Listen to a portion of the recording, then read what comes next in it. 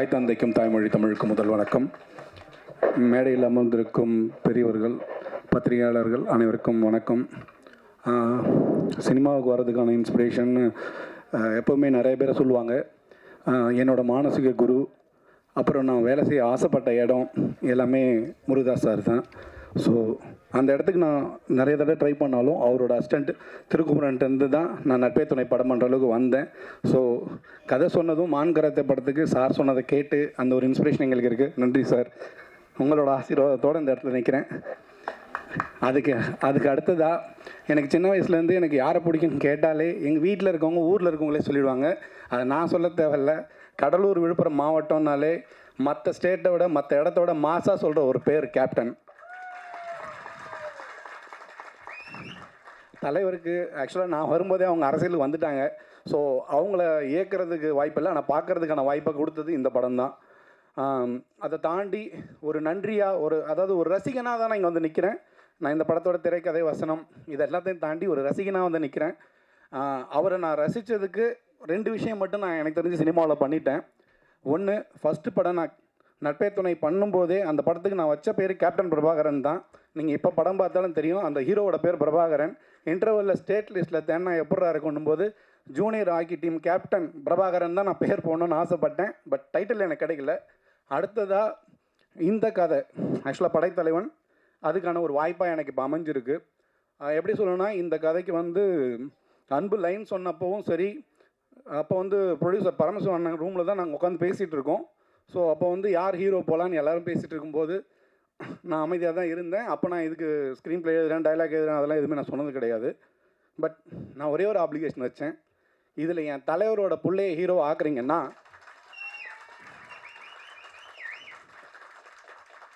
Super, திரைக்கதை வசனம் நான் ஃப்ரீயாக எழுதி தரேன். அடுத்தது, நான் தலைவன் சொல்கிறத தாண்டி ஒரு விஷயம் நான் யோசித்த விஷயம் என்னென்னா, ஒரு ஒட்டுமொத்த படையும் ஒருத்தனுக்கு முன்னாடி அமைதியாக நிற்கன்னா அவன் தான் படைத்தலைவன். அது என் தலைவன் விஜயகாந்த் மட்டும்தான். ஸோ அந்த விஜயகாந்த் சாருக்காக நான் எழுதின தலைப்பு தான் படைத்தலைவன். அதை தரேன்னு சொன்னேன். எனக்கு தெரிஞ்சு ஆண்டவரோட ஆசீர்வாதம், என் தலைவனோட ஆசீர்வாதத்தோடு அதை நான் இந்த படத்துக்கு கொடுத்துட்டேன். அதுவே எனக்கு ஒரு மிகப்பெரிய வாய்ப்பு. உங்கள் முன்னாடியெல்லாம் இது நிற்கிறதுக்கும், அதே மாதிரி இன்றைக்கி என்றைக்காக இருந்தாலும் சரி, நான் எனக்கு ஏன்னா தலைவர் கூட ஒர்க் பண்ணதில்லை, ஷம்மு பிரதர்கிட்ட நான் ஒரு விஷயம் பார்த்துருக்கேன். ஸோ மக்கள் யார் வந்தாலும் ஒரு அரவணைப்போட பேசுகிறாரு. ஒருவேளை இப்படி தான் தலைவர் இருந்திருப்பாருன்னு நினைக்கிறேன் ஸ்பாட்டில். எனக்கு அந்த வாய்ப்பு கிடைக்கல. இங்கே நான் பார்த்துட்டேன். படம் முடிஞ்சு லாஸ்ட் நாள் எல்லாருக்கும் எங்கள் வயிறார பிரியாணியோட தான் போட்டாங்க. நான் ஷூட்டிங் பாட்டு அதிகமாக போகல, ஆனால் பிரியாணிக்கு போனேன். நல்ல விஷயம் பிரதர், அது கீப் இட் அப். அப்புறம் உங்களுக்கு என்றைக்காவது படைத்தலைவனேன்னு போஸ்ட் ஓட்டினா அதில் நானும் இருக்கேன். ஏன்னா அந்த டைட்டில் தலைவருக்காக கொடுத்த டைட்டில் உங்களுக்காக வந்து சேர்ந்துருக்குன்னா அவரோட ஆசீர்வாதம். மற்றவங்களை பற்றி எனக்கு பெருசாக இது சொல்ல தெரியாது. பட் ஆனால் இந்த படத்தை பற்றி நான் 2 விஷயம் சொல்லணும். படம் உணர்வு ரீதியாக இருக்கும். நம்ம வந்து வெறும் மனிதர்களுக்கானது மட்டும் கிடையாது இந்த உலகம். நம்ம நேசிக்கிற அதாவது நம்ம இதில் ஒரு யானையாக பார்க்குறோம். நம்ம வீட்டில் வளர்கிற பூனையிலேருந்து நாயிலேருந்து எல்லாமே நம்ம நேசிக்கிற ஒரு பொருள்கிட்ட நம்ம உண்மையாக இருந்தோம்னா அது அதனோட அன்பை பயங்கர உண்மையாக கொடுக்குன்றது தான் இந்த படம். அந்த காதலை வந்து ஆக்சுவலாக ஷம்மு பிரதரையும் மணியனையும் லாஸ்ட் டே பிரிக்கிற அளவுக்கு பிரச்சனை ஆகிற அளவுக்கு இருந்தது. ஏன்னா மணின்றது வேறு யாரும் இல்லை, யானை. இந்த படத்தில் ஹீரோவுக்கு நிகராக அது படம் ஃபுல்லாக அவ்வளோ அழகாக நடிச்சிருக்கு. அதுக்கப்புறம் எனக்கு ஒரு டவுட் என்னென்னா, தனுஷ் சாரும் செல்வராகவன் சாரும் எப்படா இவ்வளோ நல்லா நடிக்கிறாங்கன்றத நேரில் பார்க்குற வாய்ப்பு வந்து நம்ம கஸ்தூராஜா சார்கிட்ட கிடச்சிது. உண்மையிலே பிரமாதமான நடிகர். நிறைய படங்கள் பண்ணுவாங்க. ஏன்னா நீங்கள் நான் சொல்ல தேவையில்ல, படம் சொல்லும். அடுத்ததாக வந்து இதில் ஒருத்தர் வந்து காமிச்சாங்க. படம் பார்த்துட்டு இருக்கும்போது பார்த்தா யாராவது ஜெகபதி பாபு மாதிரி இருக்காருன்னு பார்த்தேன். அப்புறம் சொன்னாங்க கதிர் சாரோட அப்பான்னு சொல்லிட்டு லோகு சார். ஸோ அவங்களோட நடிப்பு நிறையா, அதாவது நான் நிறைய பேர் சொல்லலாம். ஏன்னா எனக்கு அப்புறம் பெரிய பெரிய ஆட்கள் இருக்காங்க. சொன்னாங்க இதோட முடிக்கிறேன். டெக்னீஷியனாக வந்து இந்த படத்தோட முதுகெலும்ப சதீஷ் சார். ஏன்னா நீங்கள் விஷுவல் பார்த்துருப்பீங்க. ஏன்னா நான் அவர் கூட இதுக்கு முன்னாடி ஒர்க் பண்ணதில்லை. ஒரு முதுகெலும்பாக இருந்து நான் என்ன எழுதணும், நான் ஸ்பாட்டுக்கு அதிகமாக போகல. நான் ஒரே ஒரு விஷயம் தான் எழுதி கொடுத்துட்டேன். அதை ஸ்பாட்டில் எனக்கு நிகராக நின்று எனக்காக ஒரு இது பண்ணியிருக்காரு. இது எல்லாத்தையும் தாண்டி என் அன்பு. ஏன்னா எல்லாத்தையும் தாண்டி ஒரு அரவணைப்பு அன்புக்கிட்ட இருக்கும். ஆக்சுவலாக நீங்கள் அவரோட ரூமுக்கு போனீங்கன்னா அட்லீஸ்ட் ஒரு 5 அசிஸ்டன்ட் டைரக்டர் யாரோ உட்காந்துருப்பாங்க. அது ஒரு நம்பிக்கையோடு நம்ம அந்த இடத்துக்கு போகலாம். ஸோ இதுதான் இந்த வாய்ப்பை எனக்கு கொடுத்ததுக்கும், அதாவது பரமசிவண்ணனுக்கு, காளிதாஸ் சாருக்கும், ரமேஷ் சாருக்கும் நான் ஒரு விஷயம் சொல்கிறேன். என் தலைவனை நம்பின இது வரைக்கும் யாரும் கைவிடப்பட்டதில்லை. இந்த படம் உங்களை காப்பாற்றும், அவர்கள் ரசிகர்கள் நாங்களும் உங்களை காப்பாற்றோம் இந்த நம்பிக்கையோட ஒரே ஒரு விஷயத்தை மட்டும் சொல்லி விடைபெறுகிறேன். உங்களது தாய்மொழி எதுவாக இருந்தாலும், தமிழ், ஹிந்தி மொழி எதுவாக இருந்தாலும் அதை நேசிங்க. அதற்கு இணையாக மற்ற மொழிகளையும் நேசிங்க. ஈழ்வது நாமாக இருந்தாலும் வாழ்வது தமிழாக இருக்கட்டும். நன்றி, வணக்கம். வந்திருக்கும் பத்திரிகை நண்பர்கள் அனைவருக்கும் மனமார்ந்த நன்றிகள். மேடையில் விட்டிருக்கும் ஸ்பெஷல் கெஸ்ட் அவர்கள் அனைவருக்கும் நன்றிமா. அப்புறம் எல்லாத்து போல் எனக்கும் கேப்டனோட ஒரு அனுபவம், அதை மட்டும்தான் பகிர்ந்துக்கணும்னு நினைக்கிறேன். உதவி ஒளிப்பதவராக இருந்து படம் கிடைக்கிறது ரொம்ப கஷ்டம். அது உதவி ஒளிப்பதவராக இருக்கப்போ ஒரு ஆக்ஷன் சீக்வன்ஸை கிளாஷாக போகிறப்போ, ஒரு கேமராமேனுக்காக போகிறப்போ எவ்வளோ டஃப்ன்றது, அதுவும் கேப்டனோட படத்தில் அந்த அசிஸ்டண்ட்டுக்கு ஒரு கேமரா பிடிக்கிறப்போ எவ்வளோ டஃப்ன்றது தெரியும். அவர் பண்ணுற ஃபைட் உங்கள் எல்லாத்துக்குமே தெரியும். அந்த ஜூமில் அவரை போய் பிடிக்கிற விஷயம், அவர் கண்ணை கேப்சர் பண்ணுறது, இதெல்லாம் ரொம்ப டஃப்பாக இருந்துச்சு. அப்போது ஒரு 4 டேக் பண்ணால் கூட அவர் பொறுமையாக கூட அது ஃபைட் மாஸ்டர்கிட்ட சொல்லுவார், கூட ஏதோ பண்ண நினைக்கிறக்கே சொல்லு சதீஷ்னு சொல்லி அந்த ஃப்ரேமுக்குள்ளே வந்து நின்று அந்த புருவத்தை உயர்த்தி காட்டுவார். அதெல்லாம் கூஸ் பம்ஸ் மூமெண்ட். இப்போது அது இவ்வளோ நாளைக்கு அப்புறம் நம்ம ஷமு பிரதரோடு அது பண்ணுறப்போ பிளஸ்ட்டு சீரியஸாக அவரால் லேர்ன் பண்ண அந்த ஃபைனஸ்ட்டு ஃபைட்டோட டெக்னிக்கல் ஈவெண்ட்ஸை வந்து ஷமு பிரதர் வச்சு பண்ணுறப்போ எனக்கு அவ்வளோ ஈஸியாக இருந்துச்சு. அப்புறம் ஏதோ ஒரு ஒரு திஜாவு மாதிரி அவர் கூட பழகிறப்போ எனக்கு இருந்துச்சு. Thank you Shamu sir, I'm blessed. Thank you so much. இங்கே வந்திருக்கும் அனைத்து ப்ரெஸ் மீடியா நண்பர்கள் அனைவருக்கும் வணக்கம். அப்புறம் வந்து எங்களை வாழ்த்து அந்த பெரியவங்க எல்லாத்துக்கும் நன்றி தெரிவிச்சுக்கிறேன். அம்மா, அப்புறம் முருகதாஸ் சார், இப்போ அவர் படத்தில் நடிச்சிட்ருக்காங்க, ஒரு கேரக்டர் ரோல் பண்ணியிருக்கேன் சார், ரொம்ப நன்றி சார். அப்புறம் எனக்கு வாய்ப்பு கொடுத்த இயக்குனர் அன்பு தம்பிக்கு நன்றி சொல்லிக்கிறேன். அப்புறம் ப்ரொடியூசர் பரமசிவன் சார். இந்த படத்தில் வந்து ஒரு கொடூரமான வில்லனாக பண்ணியிருக்கேன். நான் ஃபஸ்ட்டு சினிமாவுக்கு வரும்போதே வந்து நான் ஃபைட் கிளாஸ் நிறைய பாண்டியன் மாஸ்டர் கிளாஸ் போயிருக்கேன். அப்போ வந்து எல்லா ஃபைட்டர்ஸுமே கேப்டன் சார் அதை பற்றி தான் சொல்லுவாங்க. எங்களுக்கு அவரை பற்றி சொல்லி அவரை பார்க்கணும் ரொம்ப ஆசைப்பட்டேன். அதுக்கு நான் ட்ரை பண்ண பார்க்க முடியல. ஆனால் கடைசியில் பார்க்க எனக்கு உதவியாக இருந்த அன்பு தம்பிக்கு நன்றி சொல்லிக்கிறேன். அதேமாதிரி சண்முக பாண்டியன் தம்பி, எங்கள் 2 ஃபைட் இருக்குது, சூப்பராக பண்ணிட்டாங்க. அவ்வளோ லைவாக இருந்துச்சு. நாங்கள் ஃபைட் பண்ணும்போது கூட அடிங்க, நான் ஒன்றும் பிரச்சனை இல்லை அடிங்கன்னு சொல்லி அவ்வளோ ஒரு கம்ஃபர்ட் ஜோன் கொடுத்தாங்க. ரொம்ப சூப்பராக பண்ணியிருக்காங்க. கண்டிப்பாக புலிக்கு பிறந்து புலியாக தான் இருக்கும். கண்டிப்பாக அந்த இடத்த தம்பி பிடிப்பார். அப்புறம் வந்து நானும் பார்த்திபன் சார் தான் ஒன்றா இருப்போம் ஸ்பாட்டில். அப்போது அந்த ஸ்பாட்டுக்கு போனாலே வந்து எது சாப்பிட்டாலும் எங்களுக்கு வந்துடும். ஸ்நாக்ஸு, அப்புறம் ப்ரெட்டு, எல்லாமே சாக்லேட் சாப்பிட்டாலும் எங்களுக்கு வந்துடும். ரொம்ப நன்றி தம்பி. மற்ற உங்கள் சப்போர்ட் எல்லாம் எதுவும் பண்ண முடியாது, சப்போர்ட் பண்ணுங்கள். தம்பி மிகப்பெரிய உழைப்பை கொடுத்துருக்காங்க. கண்டிப்பாக இந்த படத்தில் மிகப்பெரிய ஒரு ஆக்ஷன் ஹீரோ தம்பி வருவாப்பில். சப்போர்ட் பண்ணுங்கள். நன்றி, வணக்கம். எல்லோருக்கும் வணக்கம். ரொம்ப சந்தோஷமாக இருக்குது இந்த படத்தில் பண்ணதுக்கு. Thanks to Anbu sir for giving me this opportunity. And Premalatha ma'am and Prabhana, ரொம்ப தேங்க்ஸ் ஃபார் சப்போர்ட்டிங் அஸ். இந்த படத்தில் இட்ஸ் அ பிளெஸ்ட் மூவி.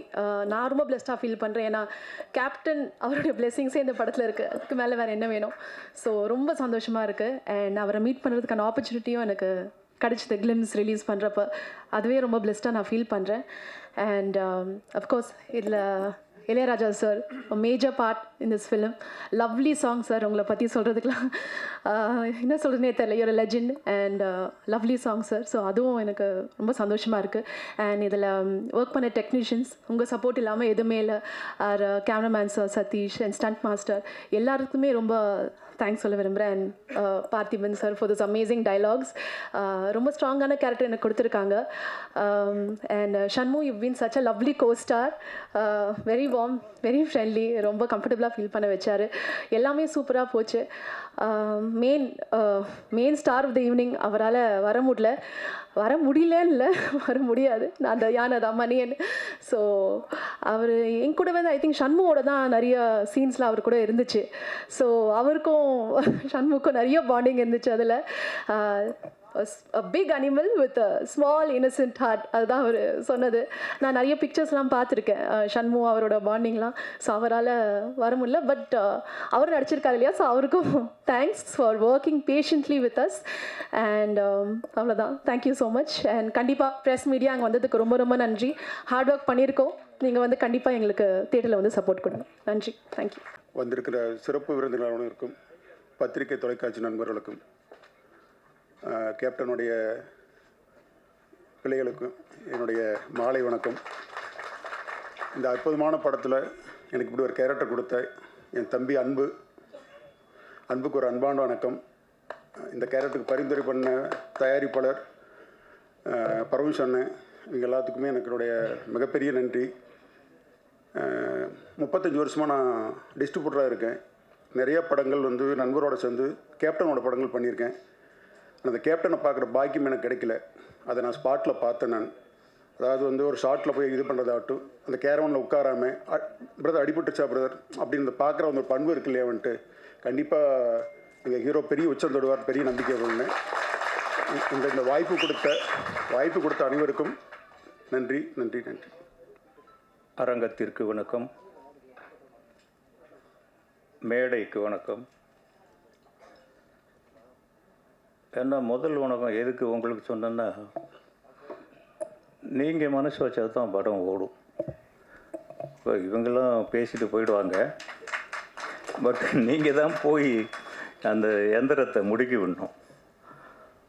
படைத்தலைவன் இந்த டைட்டில் எப்படி உதயமாச்சு என்னன்னு தெரில. ரொம்ப பேரை ஏங்க வைக்கிற ஒரு டைட்டில்.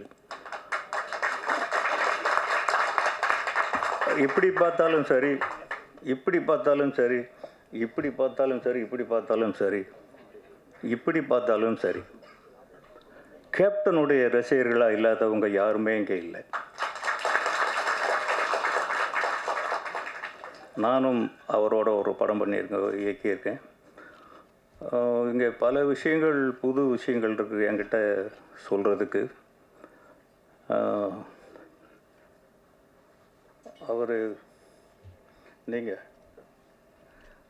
அவர் வந்து கேப்டனுடைய பிரதரின்லா. என் ராசாவின் மனசிலை, அதுதான் என்னுடைய முதல் படம். அந்த படத்திற்கு முதல்ல தேர்வானவர் அவர்தான். இது தெரியுமா யாருக்காவது? உங்களுக்கு தெரியாதா?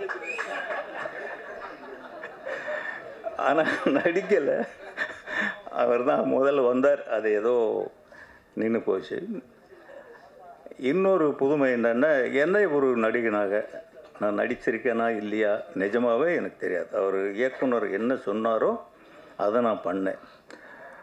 ரொம்ப தேவைக்கு அதிகமாக ஒரு வயசானவனாக என்னை மதித்து மரியாதை கொடுத்தாங்க. அது கொஞ்சம் அதிகம். இன்னும் கொஞ்சம் நான் கொஞ்சம் இளைஞனாக வேஷம் போட்டுக்கணும்னு ஆசைப்பட்றேன். பட் அவங்களாம் வந்தோடனே எழுந்து நின்று பண்ணாங்க. இது வந்து இன்னும் இது என்ன செய்யும், நான் என்ன பண்ணுவேன் அப்படிங்கிறது எனக்கு தெரியல. இந்த படத்தில் முக்கியமாக குறிப்பிட வேண்டிய ஒன்று, ஒரு இடத்துல உட்காந்தோ இல்லை எதையாவது பிடிச்சிட்டு சாஞ்சி நின்னோ ஒரு நிமிடம் கூட நான் பார்த்ததே இல்லை, ஒரு வினாடி கூட. அது ஒளிப்பதிவாளர் சுரேஷ். அவருக்கு தான் இருக்க அத்தனை பேருடைய இயக்கத்தையும் மொத்தமாக இயங்கினவர் அவர் இல்லைன்னா உண்மையிலேயே இந்த படம் இவ்வளவு அழகாக வந்திருக்குமான்னு சொல்ல முடியாது. உண்மையிலேயே நான் பிரமிச்சு போயிட்டேன் பிரதர். நீங்கள் சொல்லும்போதெல்லாம் நம்பலை. அவர் அப்பப்போ சொல்லுவார். பட் இப்போ பார்க்கும்போது தெரியுது எவ்வளவு பெரிய உழைப்பு அவர் உழைச்சிருக்காரு. அந்த கேமரா விட்டு அவர் கை எடுத்ததே கிடையாது. இந்த மாதிரி ஒர்க் பண்ணார். தம்பி நம்ம ஹீரோ படைத்தலைவன், என்ன சொல்கிறது அவரை பற்றி? எல்லாமே அவர் மாதிரியே தான் இருக்குது. இன்னும் சொல்லப்போனால் அவரை விட கொஞ்சம் ஹைட்டாக இருப்பாருன்னு நினைக்கிறேன். முதல்ல போகும்போது ஒரு யானையோட நடிச்சிட்டு இருந்தோம். அவர் பூந்து விளையாடுறாரு. போன உடனே சின்ன பிள்ளை இல்லையா, டக்குன்னு போய் வீரம் விளைஞ்ச மண்ணுக்கு பிறந்தது அது. அவர் டக்குன்னு பூந்து விளையாடுறாரு, யானைக்கு முத்தம் வைக்கிறாரு, தட்டி கொடுக்குறாரு. இதுக்கெல்லாம் லஞ்சம் கொடுத்துருக்காருன்னு அப்புறம் தான் தெரியுது. நமக்கு கிட்ட போகிறதுனால உள்ளே போகிறோம், வெட்ட எடுத்து என்ன யானை என்னங்க அது பூனைக்குட்டியாக தூக்கி வச்சு கொஞ்சம் இருக்குது. ஆனால் அவர் பாஞ்சு இப்போ கட்டி பிடிக்கிறாரு, முத்தம் வைக்கிறாரு, அது கூட உட்காந்துக்கிறாரு. இப்படி போயிட்டு இருந்தால் திடீர்னு ஃபைட்டுங்கிறாங்க. போய் பார்த்தாக்க 5 யானை நிற்குது. இப்போ ஒரு ஃபைட்டில் நீங்கள் ஒரு ஷாட் பார்த்துருப்பீங்க, இந்த நான் காலுக்குள்ளே இருந்து இப்படி சருன்னு வெளியில் வருது, எதை பற்றியுமே ஒரு பயப்படவே இல்லை. அது வந்து ஒரு மான்குட்டிகளோட விளையாடின மாதிரி அவ்வளோ விளையாடினார். இதுக்கெல்லாம் ப்ராக்டிஸ் பத்தாது. பேசிக்கலி நமக்குள்ள ஒரு ஃபவுண்டேஷன் இருக்கணும். அது கேப்டன் போட்ட விதைங்கிறதுனால தான் அது இருக்குது. இல்லாட்டி இதுக்கு வேறு எந்த விதமான ஆதாரம் இருக்கவே முடியாது. யாருங்க போய் யானையோட அந்த அளவுக்கு ஃபைட் பண்ணுவாங்க? புரட்சித் தலைவர் எம்ஜிஆர் நல்ல நேரத்தில் நடித்தார் யானைகளோட. இப்போ இவர் யானைகளோட நடிச்சிருக்கார். ரிசல்ட் என்னன்னு நீங்களே பார்த்துக்கோங்க. யானையும் கிட்டத்தட்ட ஒரு பூனைக்குட்டி மாதிரி அந்த அளவுக்கு ப்ராக்டிஸ்டு எலிஃபண்ட் வச்சுருந்தாங்க. ரொம்ப நல்லா அதுவும் பண்ணுச்சு. நான் நடித்தது கொஞ்ச நாள் தான், இருந்தாலும் கூட எவ்வளவு சிரமப்படணுமோ அவ்வளவும் பட்டாங்க, எவ்வளவு கஷ்டப்படணுமோ அவ்வளவும் பட்டாங்க. திடீர்னு ஷாட் வச்சா மழை வந்துடும், 2-3 நாளைக்கு ஷாட்டே இருக்காது. இதுக்கெல்லாம் எவ்வளவு கால்குலேஷன் ஆகும், எவ்வளவு கணக்காகும்னு ஒரு ப்ரொடியூசராக எனக்கு தெரியும். இதையெல்லாம் தாண்டி இன்றைக்கி இந்த அளவுக்கு இந்த படம் வந்து நின்று இருக்குன்னா அது அந்த தயாரிப்பாளர், டைரக்டர் அன்பு, இவங்களுடைய அசகாய சூரத்தனமான ஒரு சாதனைன்னு தான் சொல்லணும். இல்லாட்டி இந்த அளவுக்கு கொண்டு வர முடியாது. அது இந்த பாலக்காடுங்கிற ஊர், அது நம்ம பூலோக சொர்க்கம் மாதிரி ஒரு ஊருங்க. அதுக்குள்ளே தான் ஃபுல் ஷூட்டிங். ஒரு டேமுக்குள்ளே தண்ணி குறைஞ்சிருந்தது, அதுக்குள்ளே போய் எவ்வளவோ பெர்மிஷன், அந்த இது ஏகப்பட்ட சிக்கல். இப்போ கூட இன்னும் முழுசாக தீர்ந்து இருக்காது, இன்னும் கொஞ்சம் இருக்கும். படம் எடுக்கிறவங்களுக்கு மொத்த சிக்கலும் கடைசியில் தானே வரும், அது இருக்கும். இதையும் தாண்டி நீங்கள் ஜெயிப்பீங்க. நம்ம மீடியாலாம் கட்டாயம் இந்த படத்தை பற்றி நல்லா எழுதுவாங்க. நல்லா எழுதுனா இதை விட இன்னும் முக்கியமான ஒரு விஷயம் என்னென்னா, இசைஞானி இளையராஜா.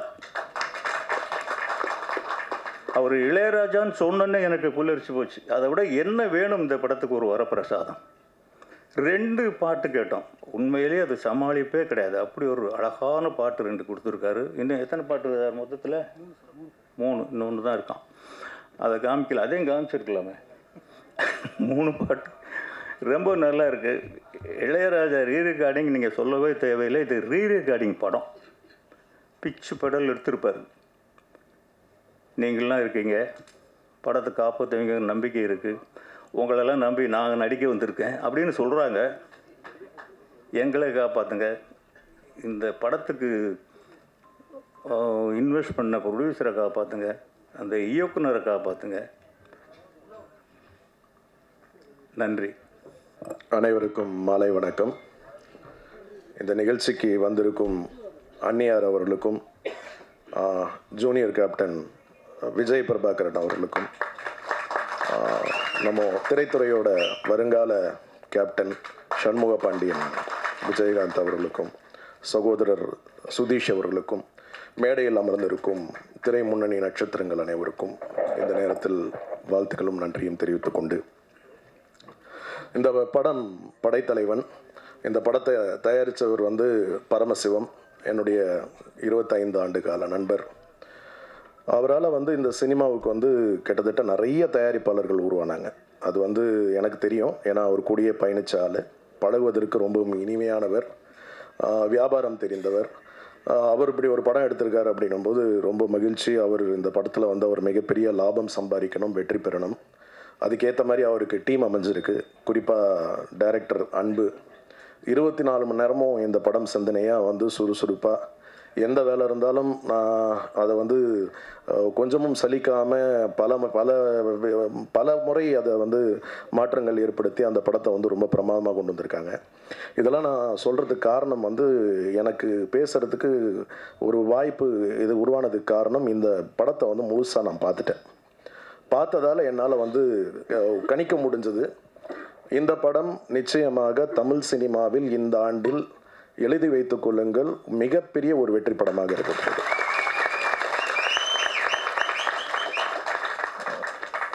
யானை சென்டிமெண்ட் ஒரு பக்கம், அதை விட வந்து சொல்லவே வேண்டாம், கேப்டன் ரசிகர்கள் கொண்டாட போகிறாங்க.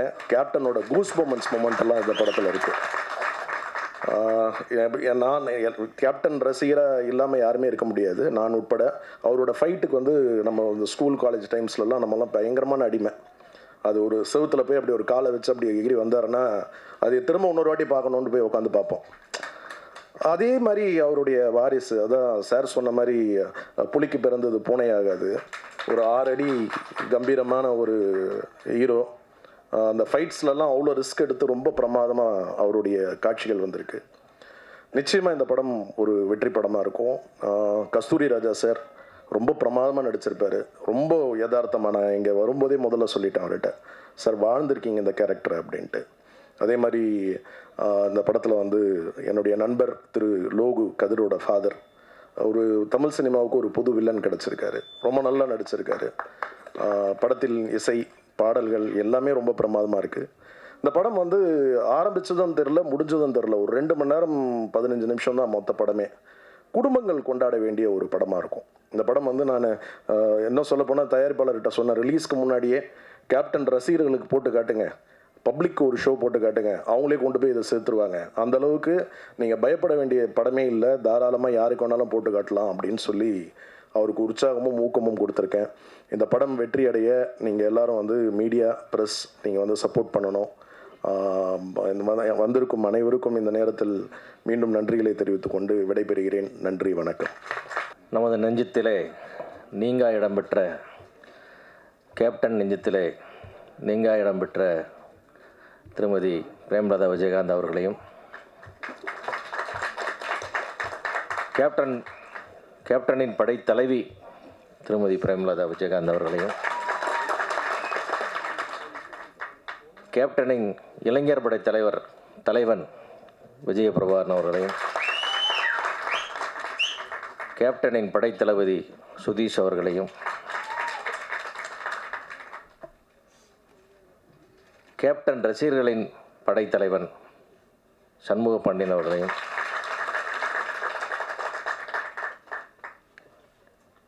அதேபோல் கேப்டனுடைய வரலாற்றிலே நீங்கா இடம் பிடித்த, முத்திரை பதித்த ஒரு மாபெரும் படமான ரமணாவை இயக்கிய பாசத்துக்குரிய முருகதாஸ் அவர்களையும், பட ஓடலினாவே சம்பளத்தை ஏற்றுற இந்த காலத்தில் பட ஓடுனா கூட சம்பளம் ஏற்ற மாட்டேன்னு சொல்கிற அன்புக்குரிய ஹீரோ, இந்த நிஜமான தங்க மனிதர் சசிகுமார் அவர்களையும், அதே போல் அதுக்கு ஒரு பெரிய மனசு வேணும். இந்த இடத்துல டூரி ஃபேமிலியோட வெற்றிக்காக எல்லாரும் சார்பில், இந்த குழுவின் சார்பில் ஒரு பெரிய வாழ்த்துக்களை தெரிவிச்சுக்கிறோம். அதேபோல் நண்பர் படத்தை சண்முக பண்ணி இயக்கி படத்தை இயக்கிக்கொண்டிருக்கும் இயக்குனர் பொன்ராம் அவர்களையும், பார்த்ததுக்குரிய கஸ்தூர்ராஜா அவர்களையும் அனைவரையும் வணங்கி ஊடக நண்பர்கள் அனைவருக்கும் வணக்கத்தை சொல்லி துவங்குகிறேன். விஜயகாந்த் சார் அப்படின்னு சொன்னால் அவருக்குன்னு சில ஸ்பெஷல் குவாலிட்டிஸ் இருக்குது. அது இது வரைக்கும் யாருமே சினிமாவில் பண்ணது கிடையாது. அந்த லுக்கு, அந்த ஃப்ரேமு, அந்த லெக் ஷாட் அப்படின்னா அது அவர் தான். அதுக்கப்புறம் யாருமே இல்லை. அதுக்கப்புறம் சண்முக பாண்டியன் தான். இதுவரை எதுவுமே நான் பார்த்ததில்லை. இன்றைக்கி பார்த்த ஒரு டைமில் 2 ஷாட்டில் இருக்குது. அந்த லெக் ஷாட் எங்கே இருக்குன்னு கேட்டால் சண்முக பாண்டியன் இருக்குது. அதை அப்படியே கொடுத்துட்டு போயிருக்கார். அந்த கண் எங்கே இருக்குது, அந்த புருவம் எங்கே இருக்குது, எல்லாமே அங்கே தான் இருக்குது. விஜயகாந்த் மாதிரி இன்னொருத்தர் நீங்கள் உலகத்தில் காட்டவே முடியாது. அதை காட்டுறதுக்கு ஒரே ஒரு புள்ள வந்திருக்கு, அது நம்ம சண்முக பாண்டியன். அது எங்களுக்கெல்லாம் பெருமையாக இருக்குது. நாங்கள் வந்து கேப்டனை வந்து தெய்வமாக வழிபடும் கூட்டத்தில் நான் ஒருவன். அந்த மாதிரி நாங்கள் அந்த பக்தர்கள்லாம் உன்னை ஆராதிக்கிறோம்ப்பா. அப்படி ஒரு அழகு, அப்படி ஒரு ஃப்ரேம், அப்படி ஒரு உழைப்பு. ஒவ்வொரு யூனிட்லேயும் விஜய் சண்முக பாண்டியனை பற்றி பெருமையாக பேசும்போதெல்லாம் எங்களுக்கு ஆனந்த கண்ணீர் வருகிறது. பொன்ராம் சொல்லுவார், அந்த பையன் ஷூட்டிங்கில் எப்படி நடந்துக்கிட்டான், என்ன சார் டவுன் டு எர்த், அப்படி தரையில் வந்து எல்லாரும் நான் சொன்னேன். எத்தனை வாட்டி சொன்னாலும் கரெக்ஷன், ஒரு ஷாட்டுக்கு மறுப்பு சொல்லாமல் எத்தனை வாட்டி சொன்னாலும் நடிக்கிறார். யார் புல்ல அது? கேப்டன் கடைசி வரைக்கும் ஒரு ஷாட்டுக்கு மறுப்பு சொன்னதே இல்லையே. புது டேரக்டர், வேலை தெரியாத டேரக்டர் சொன்னால் கூட நடிப்பார் அவர். கடைசி வரைக்கும் இந்த ஷாட் எதுக்குன்னு அவர் கேள்வியே கேட்டதில்லை. என்ன டேரக்டர் சாய்ஸ், அவன் என்ன செய்யணும்னு சொல்லுவார். அதை செஞ்சுட்டு இருக்குது புல்லாங்க. எல்லாத்தோட தரையில் வந்து சாப்பிட்றான், தரையில் வந்து தான் சாப்பிடுவார் அவர். அது எப்படி வரும் அந்த வாரிசுன்னு கேட்டிங்கன்னா, அப்படியே எல்லா யூனிட்லேயும் அதே ரிப்போர்ட். கூட நடிக்கிறவங்கலாம் அதே. அது என்னங்க ஒரு தன்மை, அந்த ஒரு அந்த அந்த விஜயகாந்த் பையன்ற அந்த அந்த கிரீடத்தை கழட்டி கீழே வச்சு தாங்க அந்த பையன் அங்கே வரான்றார். அது வரணும். ஏன்னா அவர் விஜயகாந்தர் கிரீடத்தையும் அவர் கழட்டி வச்சுட்டு அவர் வந்தார். ஏன்னா அந்த மாதிரி ஒரு அப்படி ஒரு மாமனிதருக்கு பிறந்த பிள்ளை ஜெயிக்கணும், ஜெயிச்சே ஆகணும். இது காலத்தின் கட்டாயம். அது அந்த மாதிரி வந்து சண்முக பாண்டியன் வந்து ஒரு ஃப்ரேம்லேயும் பார்க்கும்போது ஒரு படமாக ஞாபகத்துக்கு வருது. இந்த ஃப்ரேம் பார்த்து இந்த ஷார்ட்டாக இருக்கும், அந்த ஷார்ட்டாக இருக்கும்போது கேப்டனுடைய முகம் ஞாபகத்துக்கு வருது. இது முழுமையான ஒரு கேப்டன் வடிவான சண்முக பாண்டியன் இந்த படத்தில் தான் நம்ம முழுமையாக பார்க்குறோம். இதுக்கு முன்னாடி கூட ரொம்ப இளவயதாக இருந்தது. இன்றைக்கு எல்லாமே தோன்றி அந்த மெச்சூரிட்டி வந்து, அந்த ஃப்ரேம் வந்து, அந்த ஆளுயரம் வந்து, ஆளுமை வந்து எல்லாமே அற்புதமாக அமைஞ்சிருக்கு. சண்முக பாண்டியனுடைய வெற்றிக்கு நாங்கள் எல்லாரும் நெஞ்சார வாழ்த்துக்கிறோம், வேண்டுகிறோம். நிச்சயமாக வந்து படத்தில் எனக்கு படம் பார்த்த நண்பர்கள் ஜேஎஸ்கே உட்பட பல பேர் என்கிட்ட சொல்லிட்டாங்க. நண்பர் கேகேஆர் அவர்கள் சொன்னார், அவ்வளவு பிரமாதமாக எல்லாரும் சண்முக பாண்டியனை பாராட்டுறாங்க. யூனிட்டில் பழகின விதம், மக்களோடு அனுசரித்து போன விதம் எல்லாமே, அது எல்லா குவாலிட்டியும் அவர்கிட்ட இருக்குது. கண்டிப்பாக வந்து தமிழகம் முழுக்க இருக்கிற கேப்டனின் ரசிகர்களும் தொண்டர்களும் இந்த படத்தை கொண்டாடி கொண்டு போய் வெற்றி மகுடத்தில் கண்டிப்பாக சேர்ப்பாங்க. அதே போல் இந்த படத்தில் முக்கியமாக நான் வந்து சொல்ல வேண்டியது இயக்குனர் அன்பு அவ்வளோ தூரம் ஹார்ட் ஒர்க் பண்ணாரு. எல்லாரும் மொத்த யூனிட்டும் கேமராமேன் நிலப்பட்ட அவங்களுக்கு என்னுடைய வாழ்த்துக்கள். குறிப்பாக தயாரிப்பாளர் பரமசிவம், காளிதாஸ், நண்பர் கேகேஆர் அவங்க எல்லாருமே, குறிப்பாக பரமசிவம் வந்து ரொம்ப வந்து இந்த படத்துக்கான கடுமையான உழைப்பு உழைச்சிருக்காரு. நிறைய போராட்டங்களை சந்தித்தார், பல துரோகங்களை சந்தித்தார். எல்லாத்தையும் சந்தித்து இன்றைக்கி படம் போராட்டி இந்த படத்தை வந்து ரிலீஸு கொண்டு வரதில் பெரும்பங்கு ஆற்றிருக்கார். அவர் அந்த தயாரிப்பாளர் மனசுக்காக, அவருடைய உழைப்புக்காக, எடுத்த ரிஸ்க்குக்காக இந்த படம் மாபெரும் வெற்றி அடையணும். அதே போல் இந்த படத்தில் வேலை செய்ய எல்லா டெக்னீஷியன் வாழ்த்துக்கள். சண்முக பாண்டியனுடைய வெற்றி ஒவ்வொரு கேப்டன் ரசிகர்களின் வெற்றி, ஒரு கேப்டன் தொண்டர்களின் வெற்றி. இந்த வெற்றியின் நிச்சயம் என்று கூறி விடைபெறுகிறேன். நன்றி, வணக்கம். அன்புக்குரிய சதீஷ், நண்பர் சிவா, கஸ்தூராஜா சார், நிறைய படம் உங்கள் படத்தில் நிறைய சம்பாரிச்சிருக்கோம். சிவாஜி சார், குஷ்பு, ராதிகா மேம், நிறைய படம் நிறைய சம்பாரிச்சிருக்கோம். அடுத்து ரொம்ப குறிப்பிட்டு சொல்லணும், சசி அந்த சம்பளத்தை ஏற்ற மாட்டேன்னு சொன்னது வந்து ஒரு பெரிய ஒரு தயாரிப்பாளர் சார்பாக நாங்கள் தியேட்டருக்காரங்க ரொம்ப சந்தோஷப்படுறோம், ரொம்ப சந்தோஷப்படுறோம். படம் ஒரு பெரிய வெற்றி. இந்த 5 மாதத்தில் எனக்கு இந்த படத்தோட டேர்ம்ஸ் கொஞ்சம் கம்மி, அதனால் லாபம் அதிகம். இன்னும் சொல்லப்போனால் ஒட்டுமொத்த கலெக்ஷனில் ரெட்ரோ படத்தோட ஒட்டுமொத்த கலெக்ஷனை டூரிஸ்ட் ஃபேமிலி கலெக்ஷன் கிராஸ் பண்ணிடுச்சு. நான் ஓப்பனாக டிக்ளேர் பண்ணேன். ஸோ மனமார்ந்த பாராட்டுகள் சசி, இதை கண்டினியூ பண்ணணும், நிறைய பெரிய வெற்றிகள் கொடுக்கணும்னு கண்டிப்பாக நான் கேட்டுக்கிறேன். அடுத்து முருகதாஸ் சார், ரமணா, தீனா, இந்த 7ஆம் அறிவெல்லாம் அந்த ஃபஸ்ட்டு ஒரு 1/2 hour படம் பார்த்துட்டு சார் அடுத்த வர படங்களும் பெருசாக வெற்றி அடைஞ்சு சினிமாவும் நல்லா இருக்கணும், தியேட்ரு பேசிக்காக நல்லா இருந்துச்சுன்னா சினிமா டோட்டலாக எல்லாம் எங்கிட்டேருந்து ஃபுல்லாகவே காசு அங்கேருந்து தான் பாஸ் ஆகி போகுது. ஸோ அது நல்லா இருக்கணும். நண்பர் சுதீஷ் அவர்களுக்கும், கேப்டனுடைய 2 சிங்கக்குட்டிகள், வருகின்ற 2026 மே மாதம் தமிழ்நாட்டை அடுத்து யார் ஆட்சி செய்ய வேண்டும் என்று நிர்ணயிக்கக்கூடிய முதல் 5 சக்திகளில் ஒரு சக்தி திருமதி கேப்டன் அவர்களுக்கும் வணக்கம். அடுத்ததாக என் பக்கத்தில் உட்காந்துருந்தார் சதீஷ், கேமரா ரொம்ப டாப் சார். இந்த கஸ்தூராஜா சார்னு சொல்லிட்டாங்க, இவரும் சொல்லிட்டாரு. யானை சென்டிமெண்ட்டுங்கிறது ஒரு பெரிய சென்டிமெண்ட். நல்ல நேரம் எவ்வளோ பெரிய வெற்றின்னு உங்களுக்கு எல்லாத்துக்கும் தெரியும். கும்கி படம் திருச்சி ஊர்வசியில் 100 days. அதனால் அந்த யானை சென்டிமெண்ட் கண்டிப்பாக ஒரு பெருசாக ஒர்க் அவுட் ஆகி வரும். 2 பாட்டு போட்டாங்க. அதில் 2வது பாட்டு ரொம்ப சூப்பராக, ஃபோட்டோகிராஃபி ரொம்ப எக்ஸ்ட்ரானரி. எல்லோரும் அன்புன்னு சொன்னாங்க. நான் அவரை பார்த்ததில்லை.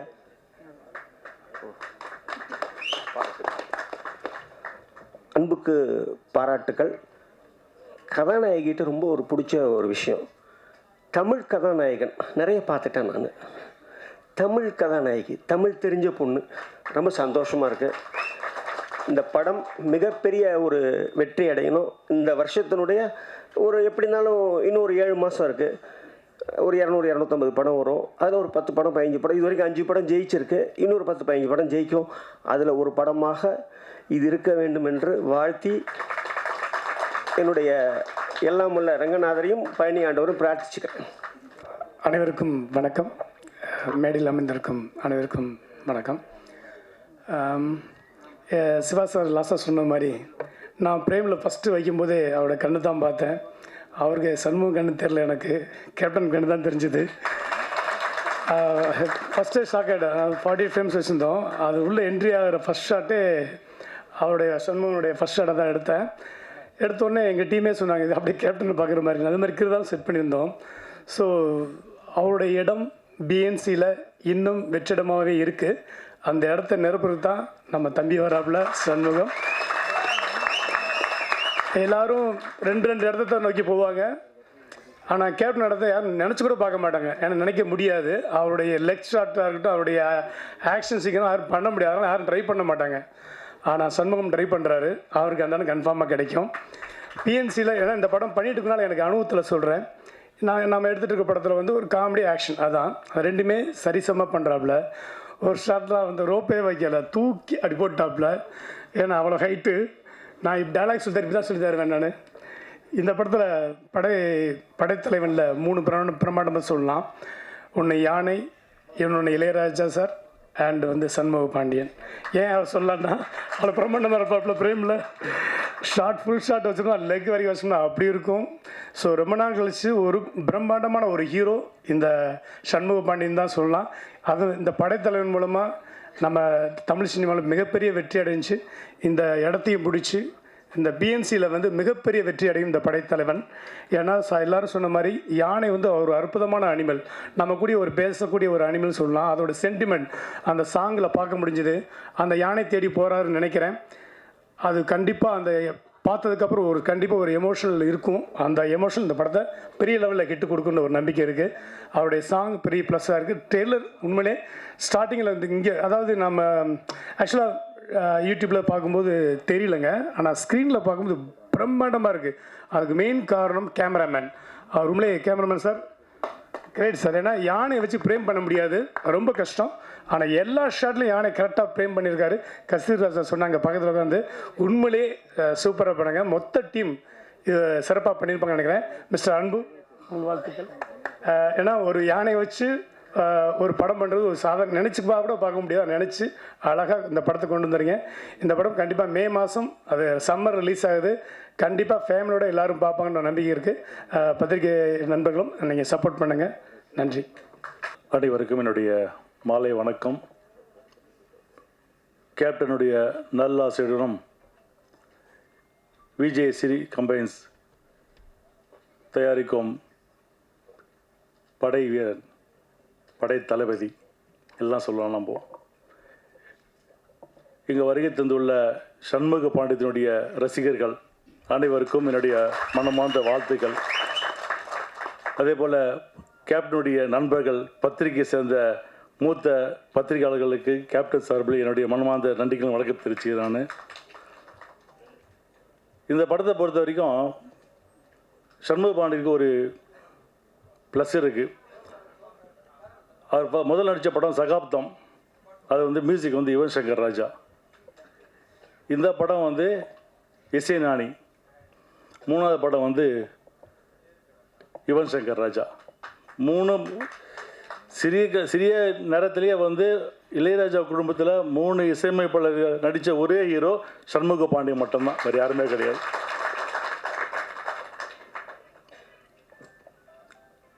பொன்ராம் சார், நான் உங்கள் பெரிய ரசிகர் சார். நான் உங்கள் படம் வந்தேன்னா என்னுடைய ஃப்ரெண்ட்ஸு குரூப்புடைய வாட்ஸ்அப் குரூப் என்ன தெரியுமா? வருத்தப்படாத வாலிப சங்கம், விபிவிஎஸ்ன்னு வச்சுருக்கானது இன்னும் இருக்குது. அன்றைக்கி உங்களுக்கு காட்டியிருப்பதானது. சார், நீங்கள் வந்து என்னை ஹீரோ வாங்கணும்னு ஆசைப்பட்டீங்க. ஆனால் எங்கள் மாமா என்னை ப்ரொடியூஸ் ஆகிட்டார். நான் ப்ரொடியூசர் ஆகி 25 இயர்ஸ் கம்ப்ளீட். வல்லரசு படம் முடிஞ்சு 25 வருஷம் கம்ப்ளீட். அதே போல் நம்முடைய நண்பர் முருகதாஸ் பற்றி நான் சொல்லி ஆகணும்.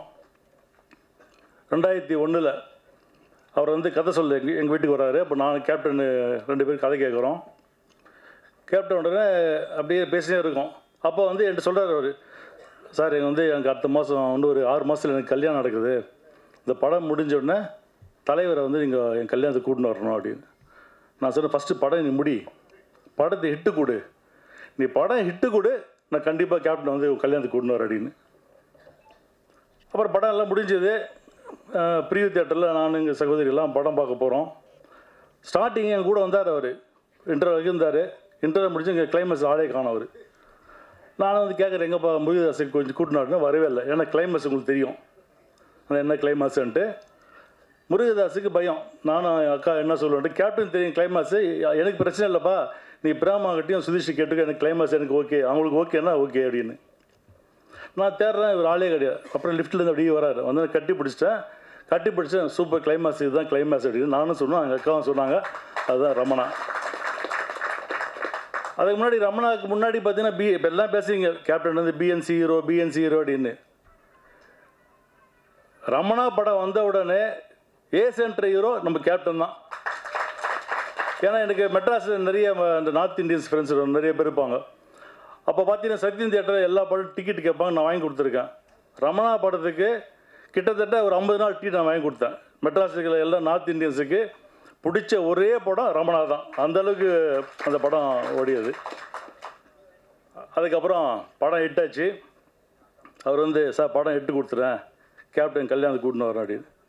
கேப்டன் சொன்னார், கல்யாணத்துக்குலாம் போனார் எப்படி பாடினார், இல்லை நம்ம வாக்கு கொடுத்தாச்சு அவருக்கு போகணும் அப்படின்னு. இதுக்கு போகணும் கள்ளக்குறிச்சி அவருடைய திருமணமாவது ஒரு பெரிய மாநாடு அது. அந்த கள்ளக்குறிச்சியில் அவ்வளோ பெரிய மாநாடு.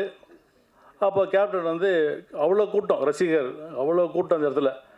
அப்போ வெளியே நம்முடைய கேப்டனுடைய ரசிகர் மன்ற சார்பில் ஒரு வெளியே ஒரு ஸ்டேஜ் போட்டிருந்தாங்க. அங்கே போய் சும்மா பேசினார், அரசியல் பேசினார். அங்கே தான் ஆரம்பித்தது தேசிய முற்போக்கு திராவிட கழகம் உங்கள் கல்யாணத்தில். அதனால் கள்ளக்குறிச்சி எப்படியும் கள்ளக்குறிச்சியும் கூட்டு பண்ணி 2 வாட்டி அங்கேயே நின்ட்டானு. 2009 வரைக்கும் 19 கள்ளக்குறிச்சியில் நிற்க வச்சுட்டீங்க. அதே மாதிரி சசிகுமார் சார் ஞாபகம் மேலே தெரியல எனக்கு. 2000 வல்லரசு ஹிட் ஆயிடுச்சு. சார் வந்து இப்போ நரசிம்மா படம் ஷூட்டிங் போய் ப்ராசஸ் இருக்குது. அப்போ சார் வந்து என்னை பார்த்தாரு. இப்போது ஞாபகம் இருக்குது சார் உங்களுக்கு? அப்போ வந்து ஏதோ படம் பண்ணுறதுக்கு பிளான் பண்ணோம், அது நடக்காமல் போச்சு. ஸோ சசிகுமார் சார் அப்போ வந்து எங்களுக்கு பழக்கம், எங்கள் ஃபேமிலிக்கு நல்ல பழக்கம். விரைவில் வந்து சம்மு வச்சு ஒரு படம் பண்ணுவார், எனக்கு நம்பிக்கை இருக்குது. எனக்கு பண்ணணும் அவர். இப்போ எல்லாமே பேசுங்க, யானை சென்டிமெண்ட்டு. கண்டிப்பாக யானைனாக்க வெற்றி தான். அது விநாயகர் இருக்கார் இல்லையா, கண்டிப்பாக இந்த படம் வெற்றி பெறும். எனக்கு ஒரு சந்தோஷம், சம்மு வந்து முதல் என்னுடைய ஹீரோ அவர். நான் தான் அவர் இன்ட்ரடியூஸ் பண்ணேன், என்னுடைய கேப்டன் சிங்கர்ஸில் என்னுடைய ஹீரோ. அவர் 100 படம் நடித்தாலும் என்னுடைய ஹீரோ தான் அவர்.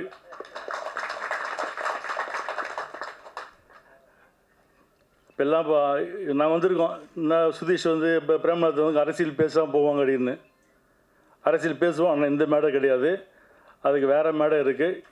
இந்த மேடையை பொறுத்த வரைக்கும் பத்திரிகை நண்பர்கள் அனைவரும் எல்லாம் உங்கள் கையில் தான் இருக்குது. கேப்டனை தூக்கி விட்டுட்டு நீங்கள் தான். அதனால் சண்முக பாண்டியா கேப்டன் இல்லை இன்றைக்கி. இப்போ அந்த மாதம் மாதிரி தாய் மாமன் அந்த முறையில் நான் பேசுகிறேன். நான் சண்முக பாண்டியனை உங்கள் கையில் நாங்கள் ஒப்படைக்கிறோம். நல்ல இடத்துல அவர் வந்து சேர்க்க வேண்டியது பொறுப்பேற்று கேட்டு, இந்த படத்தை இயக்கிய அன்பு அவர்கள் வந்து, அவர் எனக்கு டைரக்டர் தெரியல, எனக்கு இந்த படத்தை ப்ரொடியூஸ் மாதிரி தெரியாது. எனக்கு எல்லா விஷயமே அவர் தான் பார்த்தார். என்னை பொறுத்த வரைக்கும் இந்த படம் வெற்றி பெறும். இதே இடத்துல மீண்டும் உங்கள் அனைவரையும், அதாவது சண்முக பாண்டியனுடைய ரசிகர்களையும், தேமுதிகவுடைய தொண்டர்களையும், நம்முடைய பத்திரிகை நண்பர்களையும், சினிமா அனைவரும் சேர்த்து ஒரு மாபெரும் வெள்ளி விழாவை நடத்துவோம் என்று கூறி, மீண்டும் அந்த விழாவை சந்திப்பேன் என்று கூறி விடைபெறுகிறேன். நன்றி, வணக்கம். அனைவருக்கும் வணக்கம். இந்த இடத்துல நான் வந்து ஒரு ஆட் மேன் அவுட்டாக இருக்கிற மாதிரி எனக்கு இருக்குது. மாமாவும் சரி ப்ரொடியூசராக இருந்து அரசியலுக்கு வந்திருக்காங்க. அம்மாவும் சரி சின்ன வயசுலேருந்து, சின்ன வயசுலாம் கல்யாணத்து ஆரம்பத்துலேருந்து அப்பாவோட பல கதைகள் கேட்டிருக்காங்க. எல்லாத்துலேயும் இருந்து அரசியலுக்கு வந்தாங்க. ஆனால் நான் எந்த விஷயமும் இல்லாமல் கேப்டனை மட்டுமே பார்த்து ஒரு ரசிகராக, கேப்டன் எப்படி எங்கள் அப்பாவை தாண்டி ஒரு ரசிகராக சின்ன வயசுல அப்பாவை நான் பார்த்துட்ருப்பேன். இந்த வாட்டி என்னை ஒரு சினிமா மேடைக்கு கூப்பிட்டு பேச வைக்கும்போது உண்மையிலேயே எனக்கு கொஞ்சம் வெக்கமாக இருக்குது, ஷையாக இருக்குது. நீங்கள் இங்கே இருக்கணுமா நான் அப்படின்ட்டு எனக்கு இருக்குது. இருந்தாலும் சண்முக பாண்டியன் ஒரு அண்ணன் இருக்கிறதுனால அப்பா எப்பயுமே சொல்லுவார், அண்ணன் தம்பிங்க எப்பயும் ஒற்றுமையாக இருக்கணும்ன்ட்டு. எங்கள் அப்பாவோட வார்த்தைக்கு மதித்து, அதனால் இன்றைக்கி வந்து என் தம்பிக்கு ஒரு சப்போர்ட்டாக இருக்கணும்னு இந்த வந்திருக்கேன். படைத்தலைவன் படம் ஆரம்பத்திலேருந்து கதை கேட்கறதுலேருந்து நம்ம பார்த்திபன் சார் இருக்கட்டும், அன்பு சாராக இருக்கட்டும், எல்லாரும் வந்து கதை சொல்கிறதுலேருந்து நானும் தம்பியும் இந்த கதைகள் கேட்டிருக்கோம். உண்மையிலேயே ஒரு நல்ல படம், நல்ல கதை. படைத்தலைவன் நிச்சயம் எல்லாரும் சொல்கிற மாதிரி தமிழ் சினிமாவில் ஒரு மிகப்பெரிய ஒரு ஆக்ஷன் ஹீரோவை இன்ட்ரடியூஸ் பண்ணுற ஒரு படமாக படைத்தலைவன் இருக்கும். ஏன் இதை சொல்கிறேன்னா, யார் எப்படி சொல்கிறாங்க எனக்கு தெரியல. நான் எப்பயுமே சொல்லுவேன் எல்லா மேடையிலையும், எங்கள் அப்பாவோட ஃபஸ்ட்டு ஃபேன் நான் தான் அப்படின்னா தான். கேப்டன் பிரபாகர் அப்போ இருக்கும் இந்த விஜய் பிரபாகர் பிறந்தேன். அதனால் எப்பயுமே நான் ஃபஸ்ட்டு ரசிகர் அப்பாவுக்கு நான் தான் சொல்லுவேன். அதே மாதிரி ஷம்முக்கும் ஒரு ஃபஸ்ட்டு ரசிகராக நான் தான் சொல்லுவேன். ஏன்னா அவன் பண்ண சகாப்தமாக இருக்கட்டும், மதுரை வீரனாக இருக்கட்டும், இப்போ பண்ண படைத்தலைவனாக இருக்கட்டும், நெக்ஸ்ட் வர கொம்பு சிவியாக இருக்கட்டும், எத்தனையோ படங்கள் பண்ணாலுமே அந்த சகாப்தம் படம் பண்ணும்போது மலேசியாவில் ஒரு ஷூட்டிங் ஷூட் பண்ணும்போது 100 ஃபீட்லேருந்து ஆக்ஷன் நாங்கள் கேப்டன் வந்து இல்லை டூப்லாம் போடலாமா என்னென்னு கேட்டுட்ருக்காரு. இவர் ஜம்ப் பண்ணிட்டான் மேலேருந்து. எந்த பயமும் இல்லாமல் ஒரு 19 வயசு பையனாக இருக்கும்போது எந்த ஒரு விஷயமும் இல்லாமல் அங்கேருந்து ஜம்ப் பண்ணிட்டாப்புல. ஸோ அப்பாவுக்கே வந்து பயம் வந்துருச்சு.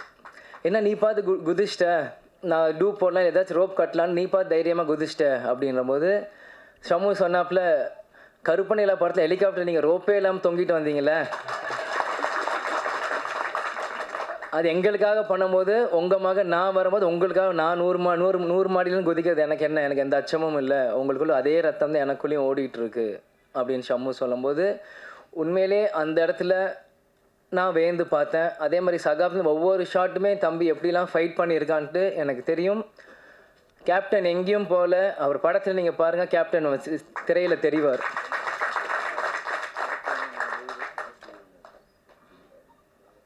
நம்ம மாமா சொன்ன மாதிரி ஃபஸ்ட்டு படம் சகாப்தம் கார்த்திக் ராஜா சார் இசையமைச்சிருக்காரு. இந்த படம் இசைஞானி இளையராஜா சார் இசையமைச்சிருக்காங்க. நெக்ஸ்ட்டு கொம்பு சிவி யுவன் சங்கர் ராஜா இசையமைச்சிருக்காங்க. கேப்டன் சொல்லுவார், ஃபஸ்ட்டு படம் எனக்கு எந்த மியூசிக் டைரக்டர் வேணால் எனக்கு ராஜா சார் ஃபேமிலியிலேருந்து தான் ஒருத்தர் இசையமைக்கணும் அப்படின்னு சொன்னால்தான் அன்றைக்கி கார்த்திக் ராஜா சார் இருந்தார்.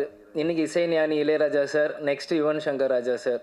இது ஒரு பிளெஸ்டாக தான் நான் பார்க்குறேன். ஏன்னா இளையராஜா சார் வந்து சத்ரியனாக இருக்கட்டும் எத்தனையோ பிஜிஎம் கேப்டனுக்கு போட்டு இன்றைக்கும் நம்மளுக்கு அந்த இன்ஸ்டாகிராமில் ரீல் பார்க்கும்போது இன்றைக்கும் நம்மளுக்கு நரம்பு முறுக்கி ஏறும். ஜிம்முக்கு போகிறப்போ அந்த சத்ரியன் பிஜிஎம் கேட்டு தான் இன்றைக்கும் நம்ம போவோம். அந்த மாதிரி எவர்கிரீன் சாங்ஸ் கொடுத்துருக்கார். இன்றைக்கி அடுத்த தலைமுறையாக வர சண்முக பாண்டியனுக்கு அவர் கொடுக்கறது வந்து எனக்கு ஒரு பிளெஸ்டான ஒரு விஷயமாக நான் பார்க்குறேன். அதே மாதிரி இந்த மேடையில் இருக்கும் எல்லாருமே என்னோடய சீனியர்ஸ், எனக்கு என்ன பேசுகிறதுன்னு தெரியல. அதனால் உங்கள் எல்லாருக்குமே இந்த நேரத்தில் நான் கேட்குறது, ஷம்முவை பிளெஸ் பண்ணுறதுக்காக தான் எல்லாருமே இங்கே வந்திருக்கீங்க.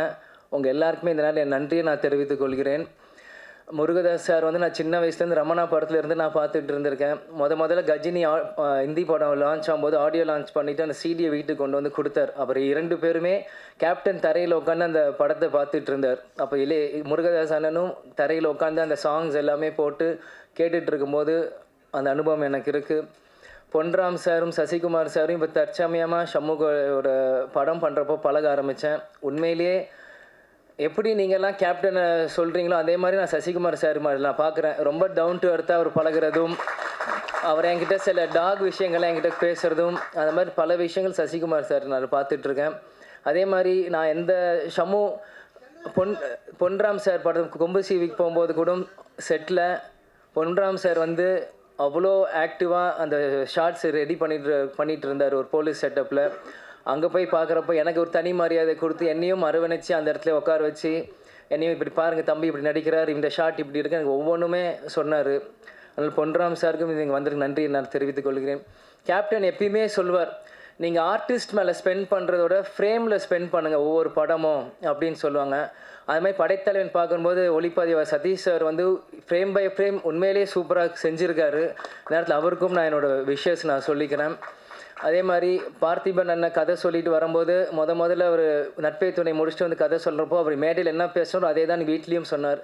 கேப்டன் பிரபாகர்னு டைட்டில் வச்சுருக்கேன்ட்டு, அது கிடைக்கலன்ட்டு. அது கேப்டன் பிளெஸிங்கான்னு தெரியல, அது எங்களுக்கு வரும்னு நினைக்கிறேன் அந்த டைட்டில் ஃப்யூச்சரில்.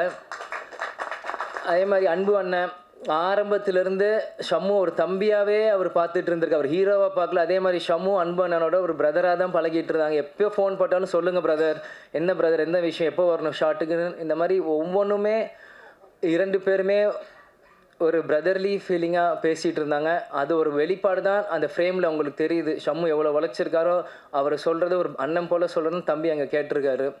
அதே மாதிரி கஸ்தூரி ராஜா சார் அவர் இந்த படத்தில் உண்மையிலே நல்லா நடிச்சிருக்காரு. என் வீரம் வளைஞ்ச மண்ணிலேருந்து எனக்கு அவருக்கு தெரியும்.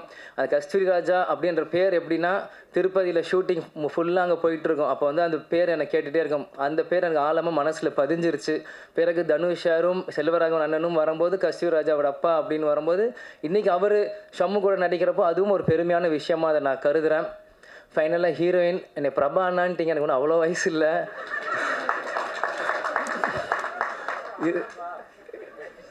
நீங்களும் இந்த படத்தில் நல்லா நடிச்சிருக்கீங்க. கேப்டன் நீங்கள் பார்க்க ஆஃபீஸ் வரும்போது உங்களை நான் சந்தித்தேன். உங்களுக்கு என்னோட பெஸ்ட் விஷஸ். நீங்கள் பிரபா ப்ரோ இல்லை இந்த மாதிரி எல்லோரும் கூப்பிடுங்க. இன்னும் அதனால் எல்லாருக்குமே இந்த நேரத்தில் என்னோட நன்றியை நான் தெரிவித்துக் கொள்கிறேன். கடைசியாக கேப்டன் ஃபேன்ஸுக்கு ஒரு வரப்பிரசாதமாக இருக்கும். அந்த கடைசியில் அந்த கேப்டன் கண்ணு காமிக்க போது எனக்கெல்லாம் அழுக வந்துருச்சு. ஆனால் எல்லாமே கண்ட்ரோல் பண்ணிவிட்டு சிரித்த முகத்தோடு நிற்கிறேன். நான் அரசியல் மேடையில் சொன்னது தான் DMDK 2.0 ஸ்டார்ட் ஆகுதுன்ட்டு. அது ஒவ்வொரு இடத்துலையும் நீங்கள் பார்ப்பீங்க. வெறும் அரசியல் மேலே இந்த சினிமாலையும் DMDK 2.0 அப்படின்னு ஸ்டார்ட் ஆகுனா இன்றைக்கி ஷம்மு ஒரு பக்கம் வருவாப்பில், நம்ம கட்சி ஒரு பக்கம் வளரும், நம்ம நினச்ச கொள்கைகள் ஒரு பக்கம் வளரும். கேப்டன் விட்டுட்டு போன பணிகள் எல்லாமே நம்ம ஒன்று விடாமல் செய்வோம். அது சினிமாவாக இருந்தாலும் சரி, மக்கள் பணியாலும் சரி, அரசியல் இருந்தாலும் சரி. அதனால் எல்லாமே இன்றைக்கி நாங்கள் இங்கே நிற்கிறோம், இந்த மேடையில் இருக்கிறோம். எல்லாத்துக்குமே அது காரணம் எங்கள் அப்பா, எங்கள் கேப்டன் மட்டும்தான். அவர் இல்லாத இந்த நேரத்தில் மக்களாக நீங்களும், பத்திரிகை நண்பர்கள் நீங்களும், என்னோட தம்பி உங்களோட சண்முக பாண்டியனை நீங்கள் வளர்த்து விடணும். அரசியல் மேடையில் முதல்ல கேப்டன் வந்து என்னை போ அப்படின்னு சொன்னார். அப்போ வந்து என்னோடய தொண்டர்களும் ரசிகரும் கூட இருக்காங்க, தைரியமாக போன்னு சொன்னார். அதே மாதிரி இன்றைக்கி சினிமா உலகத்தில் சண்முக பாண்டியன் வரப்போ மக்களும் பத்திரிகை நண்பர்களும் டெக்னீஷியன்ஸ் கூட இருக்க நம்பிக்கையில் இன்றைக்கி சண்முக பாண்டியன் உங்களுக்கு முன்னாடி நாங்கள் அமைச்சிருக்கோம். நாங்கள் எந்த ஃபிலிம் எந்த ஷூட்டிங் நாங்களாம் வரமாட்டோம், உங்களை நம்பி அமைச்சிட்டோம். இனி அவர் உங்கள் ஹீரோ. கேப்டன் எங்கள் சொத்து இல்லை, பொது சொத்து. அந்த பொது சொத்தோட வாரிசு சண்முக பாண்டியனும் உங்கள் சொத்து. அதனால் சண்முக பாண்டியன் மிகப்பெரிய ஹீரோவாக்குறது எங்கள் ஆசையை தாண்டி கேப்டனோட ஆசை. கேப்டனோட ஆசை என்னமோ அது உங்களோட கிட்ட நான் கொடுக்குறேன். அதனால் நிச்சயம் சண்முக பாண்டியன் மிகப்பெரிய ஹீரோவாக வரணும். நீங்கள் கொடுப்பீங்கன்னு நம்புகிறேன். கேட்பது என் உரிமை, கொடுப்பது உங்கள் கடமை. திரும்பியும் சொல்கிறேன், சண்முக பாண்டியன் மிகப்பெரிய ஹீரோவாக வரணும். கேட்பது என் உரிமை, கொடுப்பது உங்கள் கடமை. அதே மாதிரி MC காவ்யா அவங்களுக்கும் இந்த நேரத்தில் எனக்காக ஒரு இன்ட்ரொடக்ஷன் கொடுத்து எனக்கு ஒரு வரவேற்பு கொடுத்தாங்க. பல இடத்துல அவங்க ஸ்டார்ட் பண்ணும்போது நிறைய பேர் வந்து அவங்கள ஸ்டாப் பண்ணிடுவாங்க. பட் எனக்காக அவங்க நேரத்தை செலவு செஞ்சு எனக்காக ஒரு இன்ட்ரொடக்ஷன் கொடுத்தது அவங்களுக்கும் இந்த நேரத்தில் நான் நன்றியை தெரிவித்துக் கொண்டு விடைபெறுகிறேன். நன்றி, வணக்கம். எல்லோருக்கும் வணக்கம். இந்த நிகழ்ச்சிக்கு அன்பு கூப்பிட்டாப்புல, அண்ணன் நீங்கள் வரணும் அப்படின்னு. நான் ஆடியோ ரிலீஸ்லாம் வர்றதில்லப்பா, ரொம்ப வருஷமாக என்னோடய ஆடியோ ரிலீஸ் தான் வருது, ஒரு 12 வருஷமாச்சு, எதுக்கும் போனதில்லை, ஃபங்க்ஷன் போகிறதில்ல அப்படின்னு சொன்னேன். இல்லை நீங்கள் வரணுன்னாரு. தம்பி நான் ஊருக்கு போகிறேன், துபாய் போயிடுவேங்கிட்டான்ட்டு துபாய் போகிறேன் அப்படின்ட்டேன். அதுக்கப்புறம் வச்சிட்டாரு. அவருக்கு தெரியும் எங்கே அடித்தா எங்கே வலிக்குன்னு தெரிஞ்சிருக்கு போக. அடுத்த ஃபோன் தம்பிகிட்ட இருந்து வந்துச்சு. சண்முக பாண்டியன் அடித்தாப்புல. அடித்தோன்னு தம்பி சார் வர்றேன் நாளைக்கு தானே சொல்லிட்டாப்புல, நாளைக்கு காலையில் நான் வருவேன். நான் வராமையா கண்டிப்பாக வந்து உன்னை வார்த்தை வருவேன் அப்படின்னு சொன்னேன். ஸோ அப்படி தான் வந்திருக்கேன். அவர் ஏன்னா விஜயகாந்த் சார் இருந்தால் உரிமையாக கேட்பார் வாங்கன்னு. அவரை கேட்க விடக்கூடாதுன்னு நான் நினச்சேன். அதனால தான் அவரை வாங்கன்னு கூட கேட்க விடல அந்த டைம். ஏன்னா அதுதான் நாங்கள் வந்து விஜயகாந்த் சாருக்கு செய்கிற ஒரு இது. ஏன்னா அவர் எங்கள் மண்ணின் மைந்தர், எல்லாருக்கும் இப்போ மண்ணின் மைந்தர். எங்கள் ஊர் மதுரை, ரைஸ் மில்லு, இதெல்லாம் எனக்கு நினைவுடுது. அவரை வச்சு படம் எடுக்கணும்லாம் நாங்கள் நினச்சோம். கதையெல்லாம் சொல்ல போனப்போ அது நடைபெறலை. ஆனால் அவர் பையனை வச்சு எடுக்கணும்னு எனக்கு ஒன்று வந்தது. அது ரொம்ப சந்தோஷமாக இருந்தது. குற்றப்பரம்பரை அதை வந்து ஹாட் ஸ்டாருக்கு நான் எடுக்கணும்னு போகும்போது அந்த ஒரு கேரக்டர் இருந்துச்சு. வையத்துறைன்ற ஒரு கேரக்டருக்கு வந்து கருப்பான ஒருத்தர் வேணுமே. இங்கே என்னடா கருப்பான ஊரில் என்னடா நம்ம தான் கருப்படிச்சுட்டு எல்லா படத்துலேயும் நடிச்சிட்ருக்கோம், ஒரு ஆள் வேணுமே அப்படின்னு யோசிச்சுட்டே இருக்கும்போது தான் நான் வந்து அதுக்கு முன்னாடி மதுரை வீரன் பார்த்துருந்தேன். அப்போ கொஞ்சம் குண்டா இதாக இருந்தார். நான் ஒரு இன்ஸ்டாவில் பார்க்கும்போது ஒல்லியா ஹைட்டாக யார் இது அப்படின்னு சொல்லி திருப்பி பார்த்தேன். அவர் டாகை வச்சுட்டு அப்படி நிற்பார். அது கண்ணாடி போட்டு நிற்கும்போது அவ்வளோ அவருடைய என்ன உழைப்புனா உடலை அவ்வளோ அழகாக நல்லா உழைச்சி ஹைட்டும் அதை வந்து அதுக்காக பண்ணார்ல. நான் கேட்டவனே, தம்பி எப்படி தம்பி பண்ணீங்கன்னு. சார் நான் போய் இத்தனை மாதம் நான் ஹார்ட் ஒர்க் பண்ணி என் உடம்பை குறைச்சேன் அப்படின்னாரு. பார்த்தீங்களா, அது எனக்கு ரொம்ப பிடிச்சிருந்த அவரோட ஹார்ட் ஒர்க்.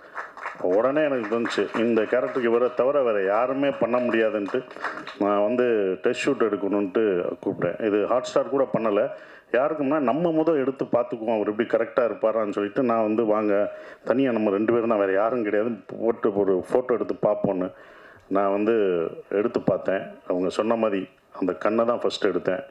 கண்ணை பார்த்தோன்னே விஜயகாந்த் சார் தான் எனக்கு ஞாபகம் வந்தார். கண்டிப்பாக அந்த கண்ணில் அப்படியே இருந்தது. அந்த கண்ணை தான் நான் போஸ்டராகவே வச்சு அவங்களுக்கு காமிச்சேன், மேடத்திட்டையும் காமிச்சேன். அப்புறம் மேடத்திட்ட சொன்னேன், இவர் தான் வேணும் எனக்கு வந்து 60 நாள், என்ன இவ்வளோ நாள் டேட் கேட்குறீங்க அப்படின்னு, நீங்கள் கொடுங்க மேடம் அப்படின்னு.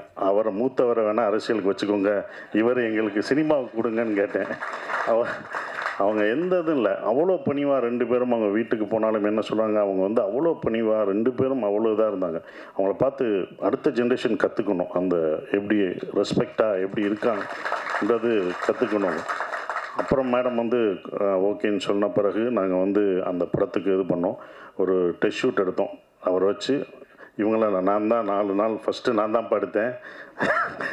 அன்பு நான் தான் எடுத்தேன். 4 நாள் வச்சு நாங்கள் எடுத்தோம். அவர் கஷ்டப்படுத்தினோம், அது வேறு விஷயம். அது ஒரு ட்ரெய்லர் ஷூட்டு, ஒரு ட்ரெய்லர் ஷாட்டு ஆந்திராவில் எடுத்தோம், தலக்கோணத்தில். அந்த ரிவரில் ஓடி வரணும், அது ரொம்ப கஷ்டமானது, செருப்பு போடக்கூடாது, அதில் ஓடி வரணும், குதிரை விரட்டிட்டு வரணும், குதிரையோடு ஓடி வரணும். குதிரையும் அவரும் வரும்போது 2 பேரும் ஒரே மாதிரி இருந்தாங்க. ஷாட் வைக்கும்போது அந்த குதிரை வேகத்துக்கு வந்தது எனக்கு இன்னும் அது வரலேன்னு வருத்தப்படுறேன். இந்த ட்ரெய்லரை கொண்டு வர முடியலேன்னு வருத்தமாக இருந்தது. அதுக்கப்புறம் தான் அந்த முடி ஹேர் ஸ்டைல் வெட்டி அவர் வெளியிலலாம் போனோடனே, ஃபங்க்ஷன்லாம் போனோடனே அன்பு பார்த்துட்டாப்புல, இது நல்லா இருக்காரே, இவரை நம்ம இது பண்ணணுமே சார். அடுத்து நான் விதை போட்டு வச்சுருக்கேன்டா, ஏன்டா என்கிட்ட கேட்குற, நான் அவர் விட மாட்டேன் அப்படின்னு. நான் தரவே மாட்டேன், நான் எவ்வளோ வச்சுருக்கேன் அந்த படத்துக்கு, அந்த கேரக்டருக்கு நான் முடி வச்சுருக்கேன். இல்லை சார் முடியை நாங்கள் குறைச்சிக்கிறோம் சார், முடியாதுன்னு சொன்னேன். சரி, நான் அங்கிட்டு பார்த்தா இவர் வர்றாரு, சார் முடி நல்லா இருக்குது சார், அது நான் எடுத்து வச்சுருக்கேன்ப்பா, என்னப்பா நான் பண்ணி வச்சாரன் நீங்கள் கேட்குறேன்னாரு. ஆனால் அது பண்ண முடியல, ஆனால் சந்தோஷமாக இருந்தது. சரி அன்பு, நீ 10 நாள் எடுத்துக்கோ அப்படின்னு சொல்லி நாங்கள் டேட்டு இது பண்ணிக்கிட்டு இருந்தோம். ஒரு விஷயந்தான் சொல்லணும், அவர் படம் ரிலீஸ் ஆகலை, ஆனால் இத்தனை பேர் இருக்கான் பார்த்தீங்களா, இதுதான் உங்களோட வெற்றி. படம் வர்றதுக்கு முன்னாடி ஒரு வெற்றி வந்து எந்த நடிகருக்கு பண்ணுற ஒரு படம் வந்து அடுத்த படம் தான் வரும். இத்தனை பேர் உங்களை அடுத்து வச்சு படம் பண்ணுறாங்களே, இதுதான் உங்களோட வெற்றியாக பார்க்குறேன். ரொம்ப டெடிக்கேட்டிவானது, அதனால் நாங்களாம் பார்த்துருக்கோம், சும்மா யாரும் சொல்லலை. உண்மையிலே அந்த டெடிக்கேஷன் அவருக்கு அவ்வளோ இருந்தது. ஏன்னா விஜயகாந்த் சாரை பார்த்தா எங்களுக்கெல்லாம் இன்ஸ்பிரேஷன். நாங்களாம் அவரோட ஒர்க் பண்ணல, அவரோட பயணிக்கிற எங்களுக்கெல்லாம் இல்லை. ஆனால் அவர் கேள்விப்பட்டிருக்கோம். நாங்கள் வந்து டைரக்ஷனாக வரும்போது, நான் கம்பெனி ப்ரொடக்ஷன் ஆரம்பிக்கும்போது எல்லாம் ஒன்று சொல்லும்போது, விஜயகாந்த் சார் ஆஃபீஸ்க்கு போனால் எப்போ வேணாலும் சாப்பாடு கிடைக்கும், எப்போ வேணாலும் எல்லாருக்கும் ஒரே மாதிரி சாப்பாடு தான் கிடைக்கும் அப்படின்னாங்க. அப்போ நான் என் கம்பெனியில் சொன்னேன், சார் ஆஃபீஸில் எப்படி இருந்தாலும் இத்தனை வருஷத்துக்கு அப்புறம் இந்த ஜென்ரேஷனுக்கும் அடுத்த ஜென்ரேஷனுக்கும் அவர் சாப்பாடு போட்டது இன்னும் வந்துட்டுருக்கு பார்த்தீங்களா, அது தொடருதுன்னா பாருங்கள் எவ்வளோ இதாக இருக்குது, இதை நம்ம பண்ணணும்னு சொல்லி அவர் எனக்கு இன்ஸ்பிரேஷனாக அந்த இதில் இருந்தார். அது வந்து ரொம்ப இது. சுதீஷ் சார் சொன்னார், விஜயகாந்த் சார் மாதிரி தம்பியை பத்திரிக்கையாளரும் மக்களும் அடுத்து அவரை ஏற்றி விட்டுருங்க அப்படின்னு சொல்லிட்டு இருந்தார். சார், தமிழ்நாடு மக்கள் ரொம்ப சென்டிமெண்ட்டான ஆளு சார், யார் சென்டிமெண்ட் பீப்புள் சார். நாங்கள் எப்படி விஜயகாந்த் சாரை வந்து அப்படி தூக்கி வச்சு தமிழ்நாட்டுக்கு கொண்டாடிச்சோ, அதே மாதிரி அடுத்து சண்முக பாண்டியனை கண்டிப்பாக தமிழ்நாடு மக்கள் கைவிட மாட்டாங்க சார், தூக்கி கொண்டாடுவாங்க சார், இது உறுதி சார். பெரிய இடத்துக்கு போகிறேன், ஏன்னா இந்த மாதிரி ஒரு ஹைட்டில் இந்த மாதிரி ஒரு கருப்பான ஒரு ஹீரோ கிடையாது சார். நாங்கள் கருப்பான் இல்லை சார், அந்த மாதிரி கிடையாது. அவர் வந்தது எங்களுக்கு வந்து ரொம்ப சந்தோஷம் சார், அதுதான் எடுத்துகிட்ருக்கோம். ரொம்ப சந்தோஷமாக இருக்குது. என்னால் வந்து அவரை வச்சு படம் லேட்டாகுது, தாமதம். கண்டிப்பாக அந்த குற்றப்பரம்பரை எடுக்கும்போது அந்த கேரக்டருக்கு அவர் தான் வருவார், அவரை வச்சு தான் நான் எடுப்பேன், வேறு யாருமே அது கிடையாது.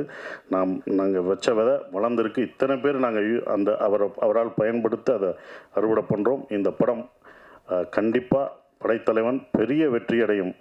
அது அன்புக்கும் ப்ரொடியூசர் எல்லாருக்கும் என்னுடைய வாழ்த்துக்கள்.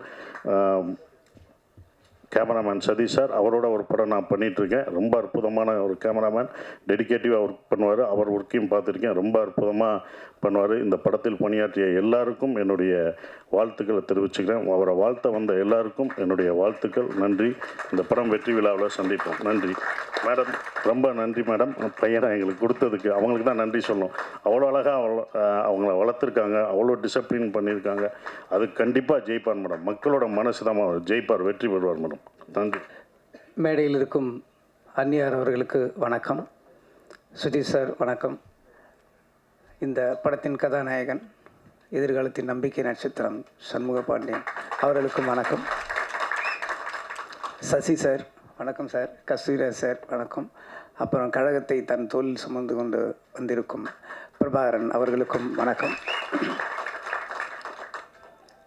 கேப்டனின் அன்பு தம்பிகள், சகோதரிகள், தமிழகம் என்றும் இருக்கும் அனைவருக்கும் எனது வணக்கத்தை தெரிவித்துக் கொள்கிறேன். கேப்டன் ரமணாவில் மட்டும் எனக்கு அறிமுகம் நினச்சிட்டு இருப்பீங்க, கிடையாது. ரமணாவுக்கு முன்னாடி எனக்கு அவர் பரிச்சயம். ரசிகனா தேட்டரில் இருந்தது வேறு. அது உங்களை மாதிரி நானும் அவரை ரசிச்சிருக்கேன். கேப்டன் பிரபாகரன்லாம் 50-60 தடவை பார்த்துருப்பேன். டெய்லி நைட் ஷோ முடிஞ்சதுன்னா போய் உட்காந்துருவேன் அந்த தேட்டரில், திருப்பி பார்த்துட்ருப்பேன். நான் மட்டும் கிடையாது, அது மொத்த ஆடிட்டோரியமே ரிப்பீட். எல்லா டயலாகும் வர்றதுக்கு முன்னாடியே கிளாப் பண்ணிக்கிட்டே இருப்பாங்க. அந்த மாதிரி பார்த்துட்டு இருந்தேன். இன்னும் சொல்லப்போனால் ஒரு இன்றைக்கி நான் என்ன சொல்லுவாங்க, நீ உங்கள் படத்தில் வில்லன்லாம் ஹேண்ட்ஸமாக இருக்காங்க, வில்லன்லாம் ஹீரோவோட அழகாக இருக்காங்களே எப்படின்னு சொல்லி. ஆனால் வில்லனை ஒரு ஹேண்ட்ஸமாக ஒத்துக்கிறதுக்கு ஒரு ஹீரோவுக்கு ஒரு பெரிய நம்பிக்கை வேணும். நீங்கள் அதை யோசித்து பார்த்தீங்கன்னா அதெல்லாம் அந்த ட்ரெண்டில் ஆரம்பித்தவர் கேப்டன் அவர்கள் தான். கேப்டன் அவரோட வில்லன்கள்லாம் பார்த்தீங்கன்னா பயங்கர அழகாக இருப்பாங்க. அதுக்கு முன்னாடிலாம் அப்படி இருக்கவே மாட்டாங்க. அந்த ட்ரெண்ட் ஆரம்பித்தது கேப்டன் அவர்கள் தான். சத்யராஜ், சரத் சார் ஆகட்டும், இன்னும் நிறைய பேர் சொல்லிக்கிட்டே இருக்கலாம். அவரோட கம்பெனியில் அவர் அறிமுகம் செய்தவர் அவர் எவ்வளோ பெரிய இது. அதுக்கப்புறம் நான் கலைமணி சார்கிட்ட ஒர்க் பண்ணும்போது செட்டுக்கு போயிருக்கேன். கருப்பு நிலா செட்டு தான். அப்போ அவர் டைலாக் கலைமணி சார், நான் அசிஸ்டண்ட்டாக இருக்கும்போது செட்டில் போவேன். ஸோ இப்போ மூலையில் இருக்கும்போது லைஃப்பில் ஃபஸ்ட் டைம் கேப்டன் நான் பார்க்குறேன். ஸோ அப்படியே பார்த்துட்டு இருக்கும்போது சும்மா சாதாரணமாக அப்படியே இருந்துகிட்ருப்பார். ஸோ நின்றுட்டு இருக்கும்போது என் முன்னாடி ஒரு பிளேட் வந்துச்சு, சின்ன டம்ளரில் இருந்தது. என்னன்னு பார்த்தா ஸோ மோர் அப்படின்னு நினச்சி குடிச்சு பார்த்தா ஹார்லிக்ஸ். என்னோட அது நம்ம ஒரு அசிஸ்டண்ட்டுக்கு ஹார்லிக்ஸ் நம்ம கொடுப்பாங்க ஒரு கம்பெனிலன்னு அப்படி குடிச்சிட்டு, ஒருவேளை வேறு யாருக்கும் வாங்கினது மிச்சமா, சரி ஓகேன்ட்டு இப்படி போய் தனியாக குடிச்சு அந்த பக்கம் பார்க்குறேன். ஒரு பெரிய ஸ்டவ்வில்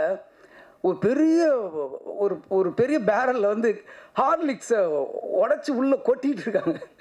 நான்லாம் ஊரில் ஹார்லிக்ஸ்னால் உடம்பு சரியில்லைன்னா வாங்கி கொடுப்பாங்க. அப்போ தான் அதையும் அப்படியே இந்த பக்கம் திரும்புறதுக்குள்ளே வீட்டில் இருக்கிறவங்க எல்லோரும் அப்படியே வாயில் போட்டு காலி பண்ணுவாங்க. ஹார்லிக்ஸ் ஒரு சினிமா கம்பெனியில் அதுக்கு முன்னாடி நான் கலைமணி சார்கிட்ட ஒரு 10 செட்டுக்கு போயிருக்கேன். அந்த மாதிரி நான் பார்த்ததே கிடையாது. ஹார்லிக்ஸ் ஆகட்டும், இளநீ ஆகட்டும், இது எல்லாருமே சொல்லியிருப்பாங்க. நான் கண்ணால் பார்த்துருக்கேன். சபரிமலை மாலை போட்டவங்கெல்லாம் கருப்புநிலாவில் கோவாவில் ஷூட்டிங் நடந்துட்டு இருந்தப்போ அப்போ அவங்க சாப்பிட்டுட்டு இருக்கிற இடத்துக்கு வராரு கேப்டன். அவங்க பார்க்குறாரு. பார்த்துட்டு இவங்களுக்கு என்ன எதுவும் வைக்கலன்னா, இல்லை கேப்டன் அவங்க நான்வெஜ் சாப்பிட மாட்டாங்க, மாலை போட்டிருக்காங்களேன்னு. அவங்களுக்குலாம் பக்கோட போடி அப்படின்னு அப்போ சொல்கிறாரு. எனக்கு எப்படி ஒரு கேப்டன் ஒரு படத்தோட கதாநாயகன் தனக்கு என்ன வருது மட்டும்தான் பார்ப்பாங்க. ஃபுல்லாக எல்லாருமே சாப்பிடணுன்ட்டு அந்த வயிறு நிறையணும்னு நான் நிறைய விஷயம் கண்ணால் பார்த்துருக்கேன். அந்த ராஜபாதர் ஸ்ட்ரீட்டு கூட நம்ம பாண்டி பஜாரோட பேரல் ஸ்ட்ரீட் போகும்போது அந்த கம்பெனிக்கு நான் போயிருக்கேன். போயிட்டு இருக்கும்போது வெளியில் ஒரு 500 பேர் நிற்பாங்க. எப்பயுமே ஒரு 500 பேர் இருப்பாங்க. அப்போ கேப்டன் அவர்கள் அவர் கையால் அந்த பாக்கெட்டு சாப்பாடை கொடுப்பாரு. அதை நான் பார்த்துருக்கேன், எங்கனால பார்த்துருக்கேன். அந்த பக்கம் இருக்கிற மீடியேட்டர்ஸ் எல்லாருக்குமே அது ஒரு ஹப்பு மாதிரி இருக்கும். அந்த மாதிரி ஒருத்தரை நான் பார்த்தது நிறைய விஷயம். அந்த கேப்டன் பிரபான் அந்த ஹெலிகாப்டர் ஷாட் அப்போ நான் இருக்கேன். அந்த டைமில் நான் கீழே இருந்தேன். அப்போ அதே மாதிரி சொன்னாங்க, டூப் போட்டு பண்ணிக்கலாம் அப்படின்ற மாதிரி சொன்னாங்க. அன்றைக்கி இவங்க 2 பேருமே வந்திருந்தாங்க, அண்ணியும் வந்திருந்தாங்க. அன்றைக்கி செட்டுக்கு ஒரு 50 காரில் வந்தாங்க, எனக்கு நல்லா ஞாபகம் இருக்குது. அன்றைக்கி அந்த பர்டிகுலர் ஷூட்டப்போ அவங்க இல்லைன்னு நினைக்கிறேன். அப்போ மட்டும் சொல்லிட்டாங்க, நீங்கள் அன்னிக்கிட்ட மட்டும் டூப் போட்டுதுன்னு சொல்லிவிடுங்க அப்படின்னு சொல்லிட்டு சொன்னேன். இல்லை கேப்டன் வேணாம், மாஸ்டர் ராக்கி ராஜேஷ்னு நினைக்கிறேன், அவர் சொன்னார் நான் டூப் போட்டு எடுத்துக்கலாம் அப்படின்னு. ஏன் டூப்புக்கும் ஒரு உயிர் தானே, அவனுக்கு மட்டும் 2 உயிராக இருக்குது அப்படின்னாரு. அதெல்லாம் அவ்வளோ பக்கத்தில் இருந்து எந்த மைக்கும் கேமராவும் இல்லாமல் காதால் கேட்கும்போது ஒரு பெரிய மிரட்சி உண்டாயிடுச்சு, ஒரு மரியாதை உண்டாயிடுச்சு. அதுக்கப்புறம் அந்த ஷாட் அவரே பண்ணார். ரொம்ப கஷ்டம், நீங்கள் நினைக்கிற மாதிரி கிடையாது. ஒரு ஹெலிகாப்டர்ன்றது இந்த பக்கம் வெயிட்டு போட்டால் இந்த பக்கம் அதுக்கு தகுந்த மாதிரி வெயிட் போடணும். இல்லைன்னா அன்பேலன்ஸ் ஆகி ஹெலிகாப்டர் வந்து அது மேலே இதாக ஆரம்பிச்சிடும். இப்போ இருக்கிறதுல ரொம்ப ஸ்ட்ராங்கு. அந்த மாதிரி இருக்கும்போது கேப்டனோட வெயிட்டை மெஷர் பண்ணி அதுக்கு தகுந்த மாதிரி இந்த பக்கம் ஒரு வெயிட் வச்சு அதை பேலன்ஸ் பண்ணி இங்கேருந்து போனால் நீங்கள் ஒரு 20 அடிக்கு மேலே தான் அவர் கேப்டன் தெரியும். அதுக்கப்புறம் போனால் ஒரு உருவம் தெரியும். இங்கேருந்து ஒரு ஜூம் எவ்வளோ ஃபாலோ பண்ண முடியுமோ அவ்வளோதான் தெரியும். அதுக்கு மேலே தெரியாது. ஸோ எவ்வளோ நடிகர்கள் வந்து நடிக்கும்போது ஒரிஜினல் பண்ணுவாங்க, பாடி டபுள் பண்ணுவாங்க, ஃபேஸ் ரீப்ளேஸ் பண்ணுவாங்க, சிஜி பண்ணுவாங்க, எவ்வளவோ பண்ணிவிட்டு நான் தான் பண்ணேன்னுவாங்க. ஆனால் தான் பண்ணிவிட்டு வெளியில் வந்து நான் பண்ணேன்னு சொல்லாதீங்க, டூ பண்ணேன்னு சொல்லுங்கள் அப்படின்னு சொன்ன ஒரு ஒரு பெரிய மனசு உள்ளவர் நான் அன்றைக்கி தான் நான் நேரில் பார்த்தேன். அதுக்கப்புறம் ரமணா உருவாகுச்சு. ரமணா உருவாகும் போதும் சரி, ஃபைட் சீன்லாம் பார்த்தீங்கன்னா ஃபைட்டர்ஸ் எல்லாரோட பேரும் தெரியும். எல்லோரும் சின்ன சின்ன ஃபைட்ரு, அந்த கம்பி கட்டுறவங்க, ரோப்பு இருக்கிறவங்க எல்லார் பேரையும் எல்லாருக்குமே தெரிஞ்சிருக்கும். அப்போ அந்த கம்பி ரோப்புலாம் அப்படின்னும்போது நீ ஃபைட்டருக்கு வேணால் வை, எனக்கு வைக்காது அப்படின்றவர். என்ன இல்லை நான் இன்ன வரைக்கும் நான் ஒரிஜினலாக தான் பண்ணியிருக்கேன். நான் ரோப் வச்சு பண்ணேன்னா இதுக்கப்புறம் பண்ணது எல்லாமே நான் பண்ணது இல்லைங்கிற மாதிரி அர்த்தமாகிடும் அப்படின்னு சொல்லி எல்லாத்துக்கும் பார்ப்பார். ஃபைட்டர்ஸ் பண்ணும்போது உட்காந்துருப்பார். கேரவன்னு ஒன்று கிடையவே கிடையாது. கேரவன்னு ஒன்று கிடையாது. ஒரே ஒரு சீன் வந்து ரெட் ஹில்ஸில் எடுத்தேன். அப்போ ட்ரெஸ் சேஞ்ச் பண்ணுறதுக்கோ காஸ்டியூம் சேஞ்ச் பண்ணுறதுக்கோ ஒரு இடம் இருக்காது. ஏன்னா ஃபுல்லாக அந்த ரெட் ஹில்ஸ் அந்த ஒரு ஹில்ஸ் மாதிரி இருக்கும். அந்த ஏரியாவில் வந்து ஒரே ஒரு கேரவன் மட்டும் அவர்கிட்ட தெரியாமல் நான் அவங்க சொல்லிவிட்டோம். அதுக்கு அவ்வளோ திட்டினார். யாரை கேட்டியா கேரவன் சொன்னேன். இன்றைக்கி போய் ஒரு ஷூட்டிங் போனீங்கன்னா ஷூட்டிங் அங்கே நடக்குதுன்னா 1 கிலோமீட்டர் கேரவன் ட்ரெயின் மாதிரி நிற்கும். அவ்வளோ பேருக்கு கேரவன் இருக்கிற இடத்துல அன்றைக்கி ஒரு நாள் கூட கேரவன் யூஸ் பண்ணதே கிடையாது. ஒரு நாள் யூஸ் பண்ணேன். அவர்கிட்ட கேட்காம நான் தான் சொன்னேன் காஸ்டியூம் சேஞ்ச் பண்ணணும், க்ரௌடு வரும், உள்ளே வந்தால் அவர் அங்கே வந்தாவே இங்கே பட்டாசு வெடிக்க ஆரம்பிச்சிடுறாங்க. ஸோ அதனால் நீங்கள் வந்து கேரவனில் இருங்கன்னா ஒத்துக்கவே மாட்டேன்ற. கேரவன் ஆக்சுவலி அன்றைக்கி சும்மா தான் இருந்துச்சு. அதுலேயும் சேர் கூட இப்படி சாயிற மாதிரி சேர் மாட்டேன். ஒர்க் பண்ண சில பேருக்கு தெரிஞ்சிருக்கும். நான் சொல்கிறது ஒரு புள்ளி கூட போய் கிடையாது, மிகைப்படுத்தவும் கிடையாது. ஒரு ஸ்டூலில் உட்காந்துருவார். பின்னாடி சாய மாட்டார். பின்னாடி கூட அப்படியே உட்காந்துருப்பார். அப்படியே உட்காந்துட்டு யார் என்ன பண்ணுறா அதை மட்டும்தான் பார்த்துக்கிட்டே இருப்பார். விறுவிறுன்னு வேலை நடக்கும். மற்றவங்க என்ன வேலை பார்க்குறாங்க, வேகமாக வேலை நடக்குதா, என்ன சாப்பிட்றாங்கன்றது மொத்தமாக அப்படி ஒரு நெட்வொர்க் மாதிரி வச்சுக்கிட்டு எல்லாரோட கேரையும் எடுத்துக்கிறவர். அவர் ஈவன் டயலாக்லாம் உங்களுக்கு வந்து தெரியாது. ரமணாவில் வந்து எந்த டயலாக்குமே நான் 2 டேக் மேலே போனதே கிடையாது. எந்த டயலாக்குமே 2 டேக் மேலே நான் போனதே கிடையாது. கேப்டன் மேடல் அப்படி பேசுவார், இப்படி பேசுவார், என்ன எதுன்னா அன்றைக்கி நான் பார்த்தப்ப நீங்கள் வந்து அந்த சீஃப் மினிஸ்டர் அந்த ஒரு லிஸ்ட்டு சொல்லுவார், தமிழ்நாட்டோட லிஸ்ட், அந்த புள்ளி விவரம்லாம் சொல்லுவார். 2 டேக் போச்சு. ஒரு தடவை கேமரா வந்து கரெக்டாக செட்டில் ஆகலை, அதனால் 2வது டேக் போச்சு. ஆனால் அந்த ஃபுல் நம்பர் டயலாக் கூட நம்ம சொல்லலாம். நம்பர்ஸ் ரொம்ப சொல்கிறது ரொம்ப கஷ்டம். தமிழ்நாட்டில் இத்தனை ஹாஸ்பிட்டல், இத்தனை போலீஸு, இத்தனை பெட்டு, இத்தனை பேஷண்ட்டு, ஓட்டுரிமை இருக்கிறவங்க, ஆம்பளை பொம்பளைன்னு சொல்ல அந்த நம்பர் சொல்கிறது. நம்ம வந்து ஒவ்வொரு தடையும் போய் செக் பண்ணி எழுதிடலாம். நம்பர் எழுதுறது ஈஸி, என்னாலே சொல்ல முடியாது. ஒரு அப்படியே ஃபுல்லாக பண்ணிவிட்டு டைலாக் எடுத்தார். இதை மட்டும் எனக்கு 2 நாள் முன்னாடி டைலாக் கொடுத்துருன்னு சொன்னார். 2 நாள் முன்னாடி டைலாக் சொன்னோம். ஃபுல்லாக பண்ணார். 2 டேக்கில் ஒரு சிங்கிள் ஷாட் நீங்கள் பார்த்தீங்கன்னா தெரியும். அப்படியே ட்ராலி ஃபாலோ பண்ணிகிட்டே இருக்கும். சிங்கிள் ஷாட்டில் முடித்தார். டைலாக் ஆகட்டும், நடிப்பாகட்டும், ஃபைட் ஆகட்டும், அவருக்கு ஈடு இணை யாருமே கிடையாது. கதர் சட்டையாலும் காக்கி சட்டையிலும் அப்படி ஒரு அழகனை இந்த தமிழ்நாடு இதுக்கு முன்னாடி பார்த்துருக்காரு. நல்லா யோசிச்சு பாருங்க. நீங்கள் கதர் சட்டையில் போட்டு வந்தால் அந்த அழகு அப்படி பார்க்குறதுக்கு கண்ணு பார்த்தாது. காக்கி ட்ரெஸ் அந்த போலீஸ் யூனிஃபார்ம் பார்த்தா அந்த கம்பீரத்தை பார்க்குறதுக்கு கண்ணுக்கு பார்த்தாது. அப்படி ஒன்று இருக்கும். ஒரு ரியல் போலீஸு கூட நம்ம இந்த மாதிரி வரணும்டா அப்படின்ற மாதிரி ஒரு இன்ஸ்பிரேஷனாக இருக்கிற உருவம் தான் கேப்டன் மனிதர். இங்கே வந்து கஸ்தூராஜா சார் வந்து நானும் ஒர்க் பண்ணியிருக்கேன்னு எனக்கு சின்ன பொறாமையாக இருந்தது. ஏன்னா எனக்கு மட்டும்தான் அந்த பெருமை இருக்கும்னு நினச்சேன். அவரும் ஒர்க் பண்ணியிருக்காரு. ஸோ அந்த ஒரு மனிதரை வந்து நம்ம அவ்வளோ பக்கத்தில் இருந்து என் வாழ்க்கையில் வந்து நான் 1 வருஷத்தை அவரோட கழிச்சிருக்கேன் போது அந்த ஒவ்வொரு நினைவுகளும் என் வாழ்க்கையில் எப்பயுமே எதிரொலிச்சிக்கிட்டு இருக்கும். அவர் குரல் எப்பயுமே என் காதில் கேட்டுக்கிட்டே இருக்குங்கிறது போது எனக்கு ரொம்ப அதை விட ஒரு பெருமை என்ன இருக்க முடியும். அப்படி ஒரு மனிதர் நம்ம மண்ணில் இருந்தார். ஒரு பெரிய நம்ம வாழ்க்கையில் எப்பயுமே நம்ம கடவுள் வந்து எப்பயோ ஒரு வழி வந்து நமக்கு என்றைக்குமே ஒரு இழப்பையும் ஒரு பிரிவையும் நமக்கு வந்து யாராலையுமே ஈடு செய்ய முடியாது. எந்த மருந்தாலும் அதற்கு அதை ஆற வைக்கவும் முடியாதுன்றது வந்து கேப்டனுடைய இழப்பு. இருந்தாலும் கேப்டன் ஒரு அற்புதமான 2 சிங்கக்குட்டிகளை கொடுத்துருக்காரு. கேப்டன் வந்து எல்லாருக்கும் எல்லாமே கொடுத்துருக்காரு. ஆனால் யாருக்குமே கொடுக்காத ஒன்றே இந்த படத்தோட ஹீரோ கொடுத்துருக்காரு. அவரோட 2 கண்கள்.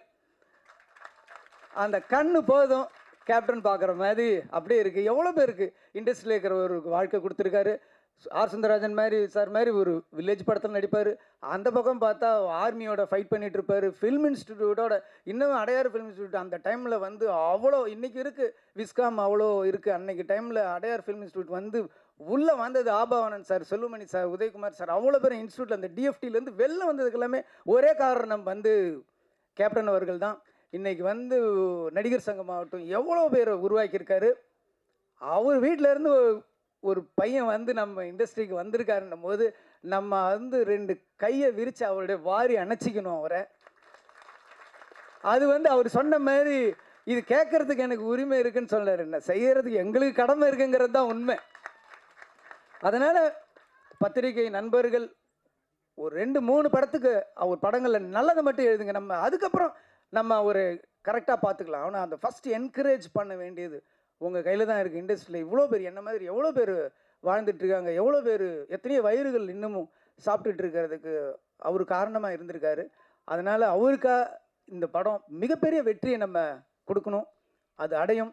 ரொம்ப பிரமாதமாக இருக்கார். எனக்கு ஒரே ஒரு சந்தேகம் தான், எப்படி இவருக்கு கட் அவுட் வைப்பாங்கன்னு நான் ஆச்சரியப்படுறேன். ஏன்னா இவரே கட் அவுட் மாதிரி இருக்கார். இவ்வளோ ஒரு கம்பீரமான ஒரு கதாநாயகன் தமிழ் சினிமா கிடச்சிருக்காரு. ரொம்ப சந்தோஷமாக இருக்குது. வளர்ந்து வாங்க. ரமணா 2 எடுப்போம். திருப்பியும் வந்து நம்ம கேப்டனை வந்து நம்ம காட்டுவோம். இந்த படம் ரொம்ப அற்புதமாக இருக்குது. யானை வச்சு பண்ணியிருக்காரு. யானையும் ஒரு சிங்கம் நடித்த மாதிரி தான் இருந்துச்சு எனக்கு பார்க்கும்போது. கள்ளழகர்லேயும் கேப்டன் அவர்கள் வந்து யானையோட நடித்தார். அப்போ ஒரு இன்டர்வியூக்குள்ள நான் படித்த ஞாபகம் இருக்குது. நான் வந்து யானை வந்து அப்படியே ஒரு குழந்தை மாதிரி பிஹேவ் பண்ணுது, நானே ஒரு யானை வாங்கலான்னு இருக்கேன் அப்படின்னு ஏதோ ஒரு இன்டர்வியூவில் அவர் சொன்னது மாதிரி நான் படித்த ஞாபகம் இருக்குது. அவ்வளோ ஒரு அற்புதமானவர். இன்னும் சொல்லப்போனால் ரொம்ப கடினமான உழைப்பாளி. சேலத்திலேருந்து ஒரு இதுலேயும் நான் பத்திரிகையில் படித்தேன். சேலத்திலேருந்து ஊட்டிக்கு பைக்லேயே ஷூட்டிங்க்கு போனார் அப்படின்லாம் நான் படிச்சிருக்கேன். அவ்வளோ கடுமையான உழைப்பாளி. உழவன் மகன் படத்தில் வந்து ஏவிஎம் ஸ்டுடியோவில் 2 ஃப்ளோரில் வந்து ஒரு ஃப்ளோரில் வந்து ஃபைட் எடுத்துகிட்டு இருக்காங்க. ரிலீஸ் ஃபிக்ஸ் பண்ணியாச்சு. ஒரு ஃப்ளோரில் வந்து ஃபைட் எடுத்துகிட்டு இருக்காங்க. இன்னொரு ஃப்ளோரில் வந்து சாங் எடுத்துகிட்டு இருக்காங்க. ஸோ இங்கே ஒரு யூனிட் இங்கே ஒரு யூனிட் இருக்குது. இங்கே ஃபைட் பண்ணுறாரு, அங்கே போய் சாங் நடிச்சிட்டு வர்றாரு. 2 பேர் மாற்றி ஒரு 4-5 டேஸ் கூட நடித்தவங்க ராதா இவங்க எல்லாமே மயங்கி விழுந்துட்டாங்களாம். அப்போவும் ஹார்ட் ஒர்க் பண்ண ஒரு அற்புதமான ஒரு ஸோ கேப்டன் வந்து எல்லாத்துலேயுமே ஒரு 100 மார்க் வாங்கினவர். உழைப்புலையும் சரி. நீங்கள் வந்து கேப்டனை வந்து வீட்டில் பார்த்துருப்பீங்க, நாங்கள் பக்கத்தில் செட்லேயே பார்த்துருக்கோம். அவர் அளவுக்கு நீங்களும் கடினமாக உழைக்கணும். அதே அளவுக்கு புகழ் கொடுக்கறதுக்கு தமிழ் மக்களும் ரெடியாக இருக்காங்க. எல்லாரும் அவருக்கு வாழ்த்துக்களை சொல்லணும். நீங்களும் இந்த படம் மிகப்பெரிய வெற்றி அடையணும். இந்த படத்தோட இயக்குனர், ஒளிப்பதிவாளர் எல்லாருமே நல்லா பண்ணியிருக்கீங்க. எல்லாருக்கும் என்னுடைய வாழ்த்துக்கள். படம் மிகப்பெரிய வெற்றி அடையணும்னு சொல்லி நான் இறைவனையும் கேப்டன் அவர்களையும் வேண்டிக் கொள்கிறேன். நன்றி. தயாரிப்பாளர் எல்கே சுதீஷ் சார்பாக இந்த இடத்துல ஒரு செய்தியை அவருக்காக சொல்ல விரும்புகிறேன். கேப்டன் சினிகிரேஷன் ஆரம்பித்து 25வது ஆண்டுகள் நடந்த இந்த வெள்ளி விழா ஆண்டில் முருகதாஸ் சார் சொன்ன வார்த்தையை அப்படியே ஏற்று ரமணா 2 செய்யலான்னு தயாரிப்பாளர் தயாராகிறாரு, இயக்குனர் தயாராகிறாரு. இந்த இடத்துல இதை அறிவிக்கலாம் என்று உங்களுடைய சம்பவத்தோடு தெரிவிச்சுக்கிறோம் சார். வந்திருக்க ப்ரெஸ் சேனல், யூடியூப் நண்பர்கள் எல்லாருக்கும் வணக்கம். கட்சிக்காரங்க எல்லாருக்கும் வணக்கம். இந்த படம் வந்து எனக்கு ரொம்ப ஸ்பெஷலான படம். எனக்கு வந்து ரொம்ப க்ளோஸான படம். ஏன்னா அப்பா இருக்கும் போது அப்பா கதை கேட்டு ஓகே பண்ண படம் இது. அதே மாதிரி அப்பாவோட பிறந்த நாள் அன்றைக்கி இந்த படத்தோட ஃபஸ்ட்டு கிளிம்ஸ் ரிலீஸ் பண்ணுறோம். அப்பா இருக்கும் போதே நீங்கள் ட்ரெய்லரில் பார்த்த அந்த 2 ஃபைட் சீக்வன்ஸையும் அப்பா ஃபுல்லாக பார்த்துருக்காரு. அப்பா நல்லா வந்திருக்குன்னு அவர் வாயால் சொன்னார். அதனால் எனக்கு இது ரொம்ப க்ளோஸ் டு மை ஹார்ட். அதே மாதிரி அன்பு பிரதர் வந்து எனக்கு டே 1 என்ன கதை சொல்லி இது இப்படி தான் பிரதர் வரும், இது இந்த மாதிரி தான் அவுட்புட் என்ன வரும்னு சொன்னாரோ அதை அப்படியே எக்ஸாக்டாக கொடுத்துருக்காரு. So thank you brother. Cameraman sir ரொம்ப அருமையான ஒர்க் பண்ணியிருக்காரு. எனக்கு இந்த செட்டில் வந்து ஒரு ஒரு ஒரு பயமோ இல்லை நான் பண்ணுறது சரியோ தப்போ இல்லை யாரோ ஏதோ தப்பாக பேசிடுவாங்களோன்னு எனக்கு எந்த ஒரு கில்ட் ஃபீலோ ஒரு தப்பான ஃபீலோ கேமராமேன் சைடாக இருக்கட்டும் இல்லை டைரக்ஷன் சைடாக இருக்கட்டும் எங்கேயுமே எனக்கு கொடுக்கல. ரொம்ப கம்ஃபர்டபுளாக என்னை வச்சு அவ்வளோ அருமையாக என்கிட்டருந்து வேலை வாங்கியிருக்காங்க. யானை என்னோட படத்தில் என்னோட நண்பன் மணியன். நானும் அதுவும் வந்து நீங்கள் எல்லோரும் நினச்சிருக்கலாம் இந்த மாதிரி யானை கூட ஒரு 20 நாள் 30 நாள் ப்ராக்டிஸ் எடுத்து இது பண்ணலான்ட்டு. ஆனால் என் டைரக்டர் சார் அதெல்லாம் விடலை. ஃபஸ்ட் டே பூஜை நடந்து முடிஞ்ச 2வது நாள், பிரதர் இன்றைக்கி உங்களுக்கு ஃபைட் சீன்னாரு. நானும் சரி ஓகே ஃபைட்டு தானேன்ட்டு போய் பார்த்தா 5 யானையை நிற்க வச்சுருக்காரு. நான் கூட ஏதோ விளையாட்டுக்கு சொன்னார், இல்லை பிரதர் நீங்கள் யானை கீழே வரணும், வந்து ஒருத்தர் அடிக்கணும்னு. சரி பிரதர் சும்மா விளையாட்டுக்கு தானே ஏதோ சரின்னு விட்டேன். பார்த்தா நிஜமாலே ஃப்ரேம் அதுக்கு தான் வச்சுட்டு இருந்தாங்க. ஸோ அங்கே நான் யானைக்கிட்ட நான் பழக ஆரம்பித்தேன். அதுதான் எனக்கு டே 1. அப்போ தான் நானும் ஃபஸ்ட் டைம் யானையை பார்க்குறேன். அங்கே தான் பழக ஆரம்பித்தேன். அப்போ எனக்கு அப்பா சொன்னது ஒன்று ரொம்ப நல்ல ஞாபகம் வந்துச்சு. அப்பா கள்ளழகரில் யானை கூட இருக்கும்போது அவர் தான் டெய்லி சாப்பாடு ஊட்டி விடுவார். அப்பா அது கூட ஃபுட்பால் விளையாடுவாருன்னு சொன்னார். சரி நம்மளும் பண்ணி பார்ப்போன்ட்டு அதுக்கு ஸ்வீட்டு பழம் டெய்லி அதுக்கு சாப்பாடு ஊட்டி விட ஆரம்பித்தேன். அப்போ சொல்லுவார் என்கிட்ட, இந்த மாதிரி யானை வந்து ரொம்ப பாசமானது, நீ அதை விட்டு உன்கிட்ட ஒன்ஸ் அட்டாச்ட் ஆயிருச்சுன்னா அதை நீ விட்டு பிரிஞ்சால் ரொம்ப கஷ்டப்படும் அது அப்படின்னாரு. நான் அது அப்போ எனக்கு தெரியாது.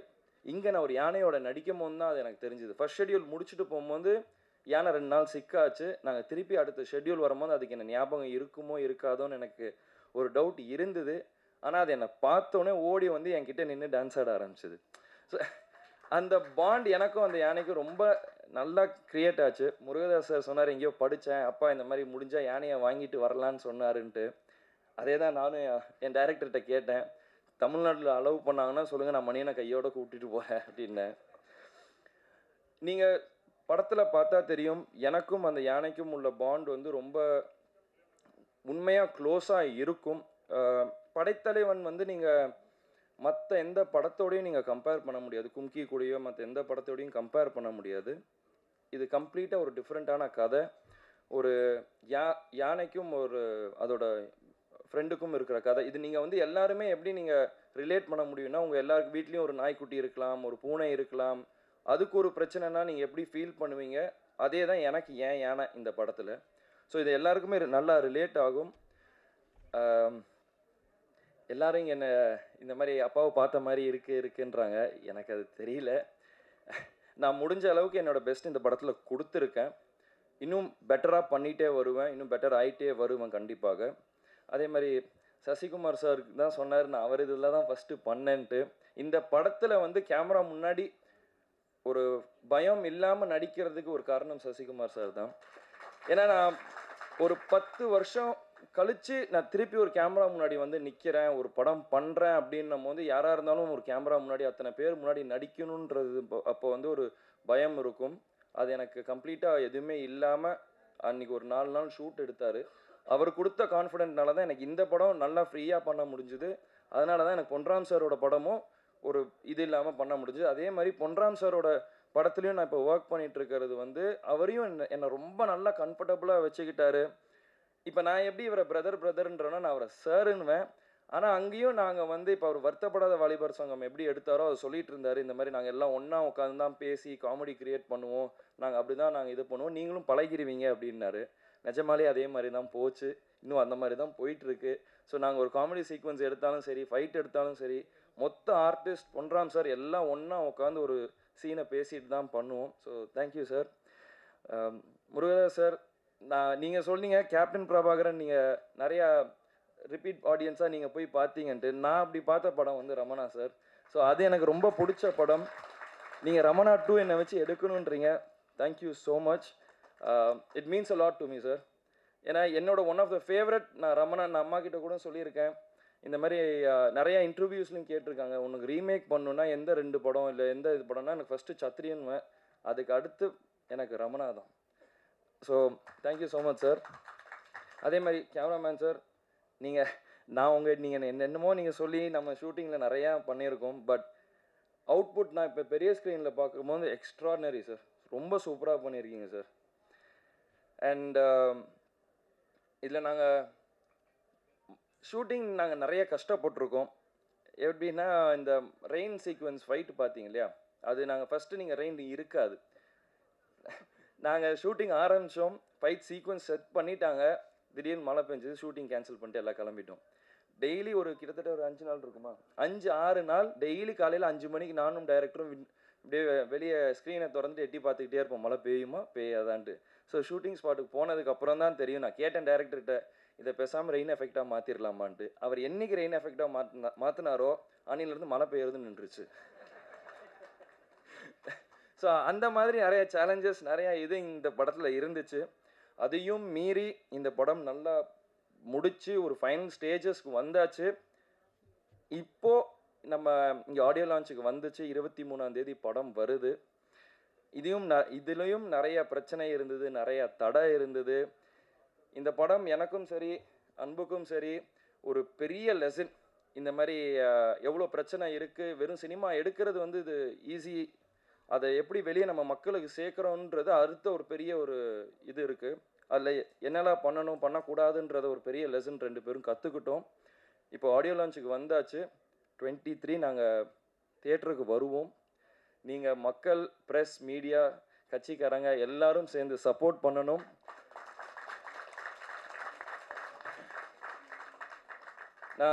நான் முடிஞ்ச அளவுக்கு நான் பண்ணியிருக்கேன். மீண்டும் நான் இன்னும் பெட்டராக வாங்கிட்டே வருவேன். நீங்கள் எல்லாரும் தியேட்டருக்கு போய் இந்த படத்தை சப்போர்ட் பண்ணுங்கள். உங்கள் எல்லாருக்கும் கண்டிப்பாக இந்த படம் பிடிக்கும். இது ஒரு ஃபேமிலி என்டர்டெய்னராக இருக்கும். ஸோ நன்றி, வணக்கம். சாரி, அதே மாதிரி அண்ணன் சொன்ன மாதிரி எனக்கு ஒரு பெரிய பாக்கியம். என்னோடய ஃபஸ்ட்டு படத்தில் வந்து கார்த்திக் ராஜா சாரோட ஒர்க் பண்ணேன். அதுக்கப்புறம் Ilaiyaraaja sir, next Yuvan Shankar Raja sir. So ராஜா சாரில் இருக்க நான் இதை சின்ன வயசில் இருக்கும்போது நினச்சிருக்கேன். ஏன்னா அப்பா சொல்லுவார் நாங்கள் ரொம்ப க்ளோஸு. இது எல்லாம் நான் ஃபஸ்ட்டு படம் பண்ணும்போது கார்த்திக் ராஜா சாரோட பண்ணும்போது என்னோடய ஃபஸ்ட்டு தாட்டே இதுவாக தான் இருந்துச்சு. என்னைக்காச்சும் ஒரு நாள் இளையராஜா சார் கூட ஒர்க் பண்ண முடியுமா, இல்லாட்டி யுவன் சங்கர் ராஜா சார் கூட ஒர்க் பண்ண முடியுமான்னு தான் நான் நினச்சேன். நினச்சபடியே எனக்கு வந்து இது அமைஞ்சிருக்கு. அப்பாவோட ஆசீர்வாதனால தான் இது நடந்துச்சுன்னு நான் நினைக்கிறேன். அதே மாதிரி இளையராஜா சார் ரொம்ப ஸ்வீட். நான் எத்தனை வாட்டி நாங்கள் அங்கே போய் நாங்கள் சாங்ஸ் நாங்கள் பார்த்தாலும், ரீரெக்கார்டிங் ஆடியோ உட்காந்தாலும் அவர் அன்புக்கு ஏற்ற மாதிரி அவர் அதுக்கு ஏற்ற மாதிரி கரெக்டாக கொடுத்தாரு. நானும் இது வரைக்கும் 2-3 வாட்டி பார்த்துருக்கேன், பேசியிருக்கேன். படத்துக்கு நானும் இன்னும் படத்தை பார்க்கல, இனிமேல் தான் படத்தை பார்க்கணும். ஸோ மியூசிக்ஸ் 2மே அற்புதமாக வந்திருக்கு. So thank you so much sir, and thank you. அனைவருக்கும் வணக்கம். டைம் இல்லை, டக்குன்னு முடிச்சுக்கிறேன். ஃபஸ்ட்டு இந்த படத்துக்கு என்னை பிலீவ் பண்ணி கொடுத்த சமு, பிரேமலதா அம்மா, சுதீஷ் சார், இவங்களுக்கு ஃபஸ்ட்டு தேங்க்யூ. அதுக்கப்புறம் இந்த கதையை நான் சமு பிரதருக்கு சொல்லி முடிச்சோன்னா ஒரு 2 days டைம் கேட்டார். அது கதைக்கு இல்லை, சசி சாருக்காக. அந்த 2 days நான் எடுத்து சசி சாருக்கு அதுக்கு முன்னாடியே போயிட்டேன். சார் அண்ணா இது மாதிரிண்ணே சமூக கதை சொன்னேன். நீ ஏன்டா போய் அங்கே போய் கதை சொன்ன அப்படின்னு தான் முதல் வார்த்தையே கேட்டார். ஆனால் இல்லைண்ணே கொஞ்சம் லுக்கெலாம் பார்த்தேன், நல்லா இருந்துச்சுண்ணே அப்படின்னு. அதுக்கப்புறம் 2 நாள் யோசித்து நான் எப்போ டேட்டு கேட்டாலும் கொடுத்துருன்னாரு. அண்ணன்ட்ட ஒரே ஷெடியூல் சொல்லி தான் ஆரம்பித்து கூப்பிட்டு போனேன். கூப்பிட்டு போய் அன்னையிலேருந்து நாங்கள் 2 பேரும் பிளான் பண்ணி வேறு விஷயம் பண்ணியிருந்தோம். ஃபஸ்ட்டு நீங்கள் அதுக்கு அப்ரூவ் பண்ணதுக்கு ரொம்ப நன்றிண்ணே. அதுக்கப்புறம் இந்த படத்தை பல துரோகங்கள், பல தடைகளை தாண்டி நீங்கள் இந்த படத்தை கொண்டு வந்துட்டேன். கண்டிப்பாக இந்த படத்துக்கு உங்களோட சப்போர்ட் எனக்கு ரொம்ப ரொம்ப முக்கியம். ஏன்னா இது எவ்வளோ இதுக்குள்ளே இன்டர்னலாக இதுக்குள்ளே எவ்வளோ இருந்துச்சுங்கிறது இங்கே அமிதா உட்காந்துருக்க KKR அண்ணா, அம்மா கிருஷ்ணன், சிவா சார், JSK அண்ணா, இவங்கெல்லாம் நைட் அண்ட் டே உட்காந்து இதை பேசி தான் இன்றைக்கி வந்து 23ஆம் தேதி இந்த படத்தை நம்ம கொண்டு வந்தாங்க. அதுக்கு முதல்ல எல்லாத்துக்கும் JSK அண்ணாவுக்கும், சிவா சார், அண்ணன் ரமேஷ் அண்ணனுக்கு ரொம்ப நன்றி. சசி அண்ணனுக்கு இந்த ட்ரெய்லர் கட் பண்ணோன்னா இதில் வந்து ஒரே ஒரு விஷயம், இந்த படத்தை பொறுத்த வரைக்கும் நான் எது பண்ணினாலும் ஃபஸ்ட்டு சசி அண்ணன்ட்ட காட்டணுங்கிறது நான் ரொம்ப கிளியராக இருந்தேன். ட்ரெய்லர் கட் பண்ணோன்னா அண்ணனுக்கு ஃபோன் அடித்தேன், என்னடா அப்படின்னாரு. ஆனால் ட்ரெய்லர் கட் பண்ணிட்டேனே. அதனால் டூரிஸ்ட் ஃபேமிலி டப்பிங்கில் அண்ணன் இருந்தார். நேராக கொண்டு போய் ஃபஸ்ட்டு ட்ரெய்லரை தான் காட்டினேன். ட்ரெய்லர் காட்டிட்டோன்னா அவர் எனக்கு சர்ப்ரைஸாக நான் ஒரு ட்ரெய்லர் காட்டுறேன் பாரு அப்படின்னு குற்றப்பரம்பரை ட்ரெய்லரை பார்த்தாரு. ஆனால் இந்த இடத்துல ஒரே ஒரு ரிக்வஸ்ட், எவ்வளோ சீக்கிரம் அதை கொண்டு வரணுமோ தயவு செஞ்சு கொண்டு வாங்கினேன். அது அந்த ட்ரெய்லர் இன்னமும் என் கண்ணில் நிற்கிது, ப்ளீஸ்ண்ணே. ஓகே, இதில் என் டீமை பற்றி பேசுகிறதுக்கு கொஞ்சம் டைம் கம்மியாக இருக்குது. இதில் ஒர்க் பண்ண டெக்னீஷியன்ஸ் அண்டு இதில் ஃபஸ்ட்டு அசிஸ்டன்ட் டைரக்டர்ஸ், இது வரைக்கும் இந்த அசிஸ்டன்ட் டைரக்டர்ஸில் உள்ள எல்லா டீமுமே நைட் அண்டே இந்த படத்துக்காக நேற்று 2:30 மணி வரைக்கும் க்யூவில் உட்காந்து தான் வந்திருக்கானுங்க. எல்லாருக்கும் தேங்க்யூடா. எனக்கு டைம் இல்லை. ஓகே, இது பிரேமலதாமா, உங்கள் வார்த்தைப்படி இந்த படத்தை 23 கொண்டு வந்துட்டேன். கேப்டன் ஃபேன்ஸ் கண்டிப்பாக இந்த படத்தை சப்போர்ட் பண்ணுவீங்க. வேறு எந்த சப்போர்ட்லையும் இந்த படத்தை கொண்டு வரல. உங்களை முழுக்க உங்களை நம்பி மட்டும்தான் இந்த படம் வெளில வருது. 23ஆம் தேதி தேட்டரில் கண்டிப்பாக மீட் பண்ணுவோம். Thank you so much. அனைவருக்கும் வணக்கம். படைத்தலைவனுடைய ஆடியோ ரிலீஸுக்கு இங்கே வந்திருக்கும் பத்திரிகை சகோதரர்களுக்கும், யூடியூப் சேனலை சேர்ந்த அனைத்து சகோதரர்களுக்கும், எங்கள் உயிரில் கலந்த தேசிய முற்போக்கு திராவிட கழகத்தினுடைய அனைத்து நிர்வாகிகளுக்கும், மகளிர் அணி சகோதரிகளுக்கும், மேடையிலே வீற்றிருக்கும் கேப்டனுடைய திரைப்படங்களை டைரக்ட் செய்த மூத்த சகோதரர் கஸ்தூரி ராஜா அவர்களுக்கும், ரமணா படத்தை டைரக்ட் செய்த முருகதாஸ் அவர்களுக்கும், வீரம் விளஞ்சமன் அவர் யாருன்னா கஸ்தூரி ராஜா சார். இங்கே சிவா சார் இருக்கார். கேப்டனின் தம்பியாக பல ஆண்டு காலம் வாழ்ந்தவர் சிவா. என்னுடைய அன்பு சகோதரர் சுதீஷ் அவர்களுக்கும், இந்த படைத்தலைவனில் யாரெல்லாம் உழைத்தீர்களோ அனைத்து ப்ரொடியூசர்ஸ்க்கும், எஸ்பெஷலி கேமராமேன் அவர்களுக்கும், இந்த படத்தினுடைய ஹீரோயின் அவர்களுக்கும், அவரது தாயார் அவர்களுக்கும், இந்த படத்தினுடைய டைரக்டர் அன்பு அவர்களுக்கும், இந்த மேடையிலே வீற்றிருக்கும் என்னுடைய 2 புதல்வர்களுக்கும் கேப்டன் சார்பாகவும் உங்கள் அனைவரின் சார்பாகவும் என்னுடைய பணிவான வணக்கங்களை தெரிவிச்சுக்கிறேன். தேர்தலில் அரசியல் மேடைகளில் நான் பேசியதை நீங்கள் எல்லாரும் பார்த்துருப்பீங்க. சினிமா ஃபங்க்ஷனில், அதுவும் ஒரு ஆடியோ லான்ச்சில் பேசுகிறது இதுதான் நான் ஃபஸ்ட் டைம். சகாப்தம் படம் ரிலீஸ் ஆனப்போ கேப்டன் இருந்தாங்க. அப்போது என்னை பேச சொல்லி அழைச்சார். நான் சொன்னேன், இல்லை இது சினிமா, அதனால் நீங்கள் மற்றவங்களாம் டெக்னீஷியன்ஸ்லாம் பேசட்டுங்க, நான் பேசலை அப்படின்னு சொன்னேன். மேபி அது தப்போ அப்படின்னு நான் ஃபீல் பண்ணுறேன். ஏன்னா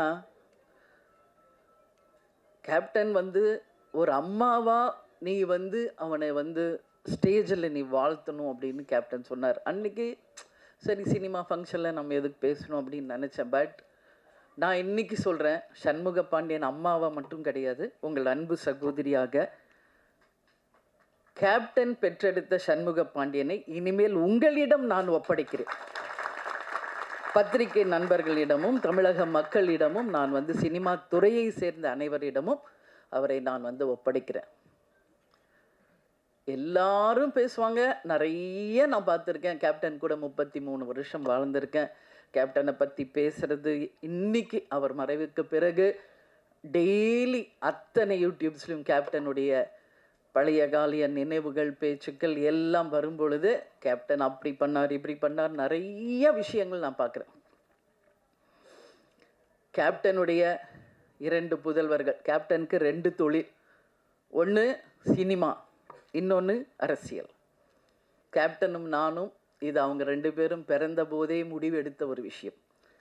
அப்பாவின் பாதையில், சிங்கப்பாதையில் விஜய் பிரபாகர் அவர்களும், யானை பாதையில் இளையவர் சண்முக பாண்டியன் அவர்களும் அவங்க அப்பாவுடைய கனவு லட்சியத்தை நிச்சயமாக வென்றெடுப்பார்கள் என்பதில் ஒரு அம்மாவை எனக்கு எந்த டவுட்டுமே கிடையாது. ஏன்னா கேப்டன் நானும் அவங்கள அப்படி தான் வளர்த்துருக்கோம். கேப்டன் சொல்லுவார், சொல்லி சொல்லி வளர்ப்பார். பிரபாவை அண்ணான்னு தான் சொல்லணும், தம்பி. அது மட்டும் என்னைக்கு கடைசி வரைக்கும் அவர் ஒத்துக்கல. அதையும் இன்னைக்கு வரைக்கும் சண்முக பாண்டியன் அதை கரெக்டாக கீப் அப் பண்ணுறாரு. ஏன்னா அந்த பாண்டிங், அந்த ரெஸ்பெக்ட், அது இருந்தால் தான் நம்ம வாழ்க்கையில் ஒற்றுமையாக பல சாதனைகளை செய்ய முடியும் என்பதில் கேப்டன் உறுதியாக இருந்தார். அதையே பிள்ளைகளுக்கும் நாங்கள் சொல்லி கொடுத்து அவங்கள வளர்த்துருக்கோம்.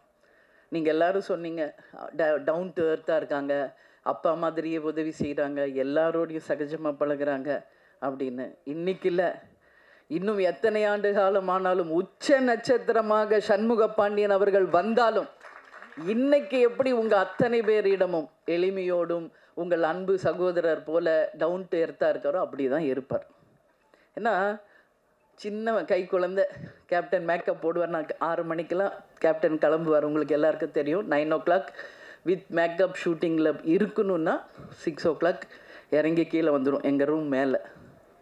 கை குழந்தை அவனை தூக்கிட்டு நானும் கீழே வந்துடுவேன். ஏன்னா அவருக்கு நான் டிஃபன் கொடுக்கணும், அவருக்கு வேண்டிய எல்லாம் செய்யணும்னு. அப்படியே பார்த்துக்கிட்டு இருப்பான் அவங்க அப்பாவை. அப்போ ரொம்ப கைக்குள்ள அழுகுவான், ரொம்ப ஜாஸ்தி. எதுக்கு இவன் அழுகிறான், மூக்கில் லைட்டாக அப்புறம் ஒழுகும் அவருக்கு. கிளம்புவார் ஷூட்டிங்க்கு. நான் சொல்கிறேன், அதெல்லாம் எனக்கு நினச்சா எந்த சங்கோச்சமும் கிடையாது. மூக்கில் ஒழுங்கும், மேக்கப் போட்டிருப்பார், ட்ரெஸ் போட்டிருப்பார். வண்டி ஏற போகும்போது அப்படியே வந்து தாவான். அப்படியே அழகாக அந்த மூக்கை தொடச்சி விட்டு கண்ணை தொடச்சி விட்டு ஒரு முத்தம் கொடுத்துட்டு தான் போவார். அதே மாதிரி தான் விஜய் பிரபாகர். ஏன் அதை சொல்கிறேன்னா, ஒரு அப்பாவாக அவ்வளோ ஒரு ஆசையாக பிள்ளைகளை வளர்த்தார் கேப்டன். இன்றைக்கி 2 பேரும் இன்றைக்கி அவங்க அப்பா இல்லாததை ரொம்ப ரொம்ப ரொம்ப மிஸ் பண்ணுறாங்க. இங்கே கேப்டன் இல்லைன்னு நான் நினைக்கவே இல்லை. இங்கே தான் இருக்கார் கேப்டன். இந்த ஆடியோ ஷோவில் இன்றைக்கி ஆடியோ லான்ச்லேயும் இங்கே தான் கேப்டன் இருக்கார், நம்மோட தான் இருக்கார். அதில் எனக்கு எந்த மாற்று கருத்துமே கிடையாது. இந்த இடத்தில் கேப்டன் இருந்து அவருடைய நல்லாசியுடன் அவருடைய வாழ்த்துக்களுடன் தான் இந்த ஆடியோ லான்ச் நடந்துக்கிட்டு இருக்கு. அதில் எந்த மாற்று கருத்துமே இல்லை. அதே மாதிரி சண்முக பாண்டியனை பார்த்தீங்கன்னா ஒரு டென்ஷன் இருக்கும் ஏதாவது வாழ்க்கையில். ஆனால் அவனை அறியாமல் ஃபோனில் ரொம்ப சிரித்து பேசிக்கிட்டு இருந்தாலே நான் கேட்பேன், யார் அன்பு கூட பேசிக்கிட்டு இருக்கியா அப்படிமே. ஏன்னா அந்த அளவு டைரக்டருக்கும் அவருக்கும் அப்படி ஒரு பாண்டிங். அவரோட ஸ்ட்ரெஸ் பிளஸ்டர் வந்து சண்முகா வந்து மனசு விட்டு பேசுகிறது யாருன்னா அன்பு. ஸோ அந்தளவு வந்து அவங்க 2 பேருடைய புரிதல் இருக்குது. இப்போது அடுத்த படம் டைரக்டர் எங்கள் அம்மா உங்களுடைய பெரிய ஃபேன் சார். ஊதா கலர் ரிப்பன் அப்படின்னு போட்டாலே போதும். எங்கள் அம்மா 85 வயசு, இன்றைக்கும் எந்திரிச்சு உட்காந்து பார்ப்பாங்க. நான் இதை சார் வந்து கதை சொல்ல வரும்போது வீட்டுக்கு வரும்போதே நான் சொல்லியிருக்கேன். அதே மாதிரி தான் சசிகுமார் சார், அவரும் வீட்டுக்கு கதை சொல்ல வரும்போது அவருடைய அந்த டவுன் டு எர்த் அங்கே பார்த்தேன் வீட்டில். சசிகுமார் சார், நீங்கள் சொல்லியிருக்கீங்க குற்ற பரம்பரை நிச்சயமாக வரும் அப்படின்னு நான் உறுதியாக நம்புகிறேன். ஹாட்ஸ்டார் மூலியமாக வருதோ இல்லையோ, அது வெப் சீரிஸாக வருதோ இல்லையோ, அதை ஒரு திரைப்படமாக நாம் அனைவரும் சேர்ந்து நிச்சயம் எடுப்போம்ன்றதை இந்த ஸ்டேஜில் உங்களுக்கு நான் உறுதியளிக்கிறேன். உங்களுடைய படம் மிகப்பெரிய வெற்றி அடைஞ்சிருக்கு. அதுக்கு உங்களுக்கு நான் வாழ்த்துக்களை சொல்கிறேன். அதே மாதிரி தான் நம்மளுடைய ரமணா டைரக்டர், அவருடைய திருமணத்துக்கு போயிட்டு வந்து தான் கட்சியே ஆரம்பிச்சு. அதனால் எல்லாருமே கேப்டனோட பாண்டிங் தான். இதில் யாருமே கேப்டன் உடைய அந்த நட்பு இல்லாமல் யாருமே கிடையாது என்பது உங்கள் எல்லாருக்குமே தெரியும். விஜய் பிரபாகர் தம்பி வந்து ஸ்டோரி சொல்லும்போது அவரும் உட்காந்து கேட்பார். ஸோ நான் ஒரே ஒரு விஷயந்தான் சொல்கிறேங்க, படைத்தலைவன் ஒரு அனிமலுக்கும் ஒரு மனிதருக்கும் இருக்கின்ற அந்த அன்பின் பாலம். ஒவ்வொரு வீட்லேயும் நம்ம டாக் வளர்க்குறோம், பெட் அனிமல்ஸ் இருக்குது. வீட்டில் எப்போவுமே கேப்டனும் சரி, நானும் சரி, பிரபாஷமும் எல்லாமே ஒரு பெட் லவர்ஸ். நம்ம வீட்டில் எவ்வளோ டாக்ஸ் இருக்குன்றது உலகத்துக்கு தெரியும். அவங்க அன்பாக வளர்க்குற கிளி எத்தனை இருக்குன்றது உங்களுக்கு தெரியும். மீன் இருக்குது. அதே மாதிரி சண்முக பாண்டியனுக்கு ஒரு லக்கு, மதுரை ஃபஸ்ட்டு சகாப்தம் பண்ணார். அவங்க மாமா ப்ரொடியூசராக இருந்து வல்லர் அவர் சுதீஷ் எடுத்தது. அடுத்தது மதுரை வீரன். அதில் பார்த்தா ஒரு ஜல்லிக்கட்டு காலை. இதில் எப்படி வந்து தம்பி எப்படி யானையோடையே பழகுறாரோ அது மாதிரி அந்த ஜல்லிக்கட்டு காளையோடையே அவ்வளோ ஒரு பாண்டிங்காக தம்பி பழகியிருக்கார். அப்போது அம்மா நம்மளும் ஒரு ஜல்லிக்கட்டு காளையை வாங்கணும், வளர்க்கணும். அவங்க கேட்டால் நான் நோவே சொல்ல மாட்டேன். கேப்டன் கேட்டாலும் நான் நோ சொல்ல மாட்டேன், பசங்க கேட்டாலும் நான் நோ சொல்ல மாட்டேன். ஏன்னா யாரெல்லாம் ஒருவர் பெட் லவர்ஸாக இருக்காங்களோ அவங்க அத்தனை பேரும் நல்லவர்களாக தான் இருப்பாங்க. ஒரு வாயில்லாத ஜீவன் மேலே அன்பு வைக்கக்கூடியவர்கள் அப்படின்னா அவங்க உண்மையிலேயே நல்லவர்களாக இருந்தால் தான் அது முடியும். இதுதான் உண்மை. இதில் எந்த மாற்று கருத்துமே இல்லை. அதனால் கேப்டன் கள்ளழகரில் நடித்தப்போ அந்த யானையோடு அவ்வளோ அவருக்கு பாண்டிங் ஆயிடுச்சு. என்கிட்ட ஃபோனில் கேட்டார், நான் கூப்பிட்டு வந்துடுவா வீட்டுக்கு அப்படின்னாரு. தாராளமாக உங்களுக்கு பிடிச்சா கூப்பிட்டு வாங்க, பட் நம்ம வீடு சின்ன வீடு, உங்களுக்கு எல்லாருக்கும் தெரியும். ஒரு கிரவுண்டு வீடு, அதில் எப்படிங்க நீ யானையை நம்ம வச்சுருக்கிறதுன்னு. ஆனால் அதே தான் சண்முக பாண்டியன் படைத்தலைவனில் நடிச்சுட்டு 5 யானை, அதில் வந்து மணியன் அவருக்கு ரொம்ப ஃப்ரெண்டு. இன்னொரு யானை பேர் பிரேமாவா ஏதோ சொல்லி புஜ்ஜியா அது சொல்லுவார். அது எல்லாமே எனக்கு ஃப்ரெண்ட்ஸ் ஆயிடுச்சுமா, நீங்கள் எஸ் சொன்னால் நான் கூப்பிட்டு வந்துடுறேன் ஏதாவது ஒரு யானையான்னு. நான் இது வரைக்கும் சொல்லலை, இப்போ சொல்கிறேன். சண்முக பாண்டியனுக்கும் என் கேப்டனுக்கும் சொல்கிறேன், உறுதியாக ஒரு யானை நம்ம வாங்குவோம். அது நீங்கள் எப்படி நீங்கள் டாக்ஸை வளர்க்குறீங்களோ அது மாதிரி நீங்கள் வளர்க்கணும். ஏன்னா அது அவருடைய விருப்பம், சண்முகாவுடைய விருப்பம். இன்றைக்கி அதை வந்து நான் ஒரு விநாயகருடைய அடையாளமாக தான் பார்க்குறேன். முருகர் எப்பயுமே அண்ணன் கணேஷாவை கும்பிட்டுட்டு தான் எந்த ஒரு விஷயத்தையும் தொடங்குவார். அதே மாதிரி தான் இவங்களும் சண்முகாவும் விஜய் பிரபாகர் கிட்ட சொல்லி அந்த அன்போடு அவர்கிட்ட பிளெஸிங் வாங்கி தான் கிளம்புவார். அந்த மாதிரி ஒரு அன்பு அவங்களுக்குள்ள சின்ன வயசுலேருந்தே இருக்குது. அதனால் நிச்சயமாக இந்த படம் மிகப்பெரிய வெற்றி படமாக மாறும். அன்பு வந்து சொல்கிற எவ்வளோ ஸ்ட்ரகிள்ஸ் இந்த மூவி ரிலீஸ் ஆக எனக்கு தெரியும். பொங்கல் வெளியீடுன்னு போட்டாங்க. நான் அப்போ கூட சொன்னேன் விரைவில் போடுங்கன்னு. இல்லை கண்டிப்பாக வந்துடலாம் மேடம்னார். சரி உங்கள் நம்பிக்கை. அதுக்கப்புறம் என்னெல்லாம் நடந்தது என்பது எல்லாருக்கும் தெரியும். ஒரு திரைப்படம் எடுத்து முடித்து அதை ரிலீஸ் பண்ணுவதற்கு எல்லாரும் சப்போர்ட் பண்ணுங்கள். கேப்டன் எத்தனை பேருக்கு எவ்வளோ சப்போர்ட் பண்ணியிருக்காரு, எவ்வளோ திரைப்படங்களுக்கு சப்போர்ட் பண்ணியிருக்காரு, எத்தனை டெக்னீஷியன்ஸுக்கு சப்போர்ட் பண்ணியிருக்காரு. ஒரு படம் ரிலீஸ் ஆனதான் அதை நம்பி வாழ்கின்ற அத்தனை ஆயிரம் குடும்பங்கள் நல்லாயிருக்கும். அதில் எந்த மாற்று கருத்துமே கிடையாது. சினிமா நல்லா இருந்தால் அதை நம்பி இருக்கிற ஆயிரக்கணக்கான மக்கள் நல்லா இருப்பாங்க. அதில் நாங்கள் உறுதியாக இருக்கோம். கேப்டன் கூடயே இருந்து சினிமானா என்ன என்பது நாங்கள் நல்லா உணர்ந்திருக்கோம்.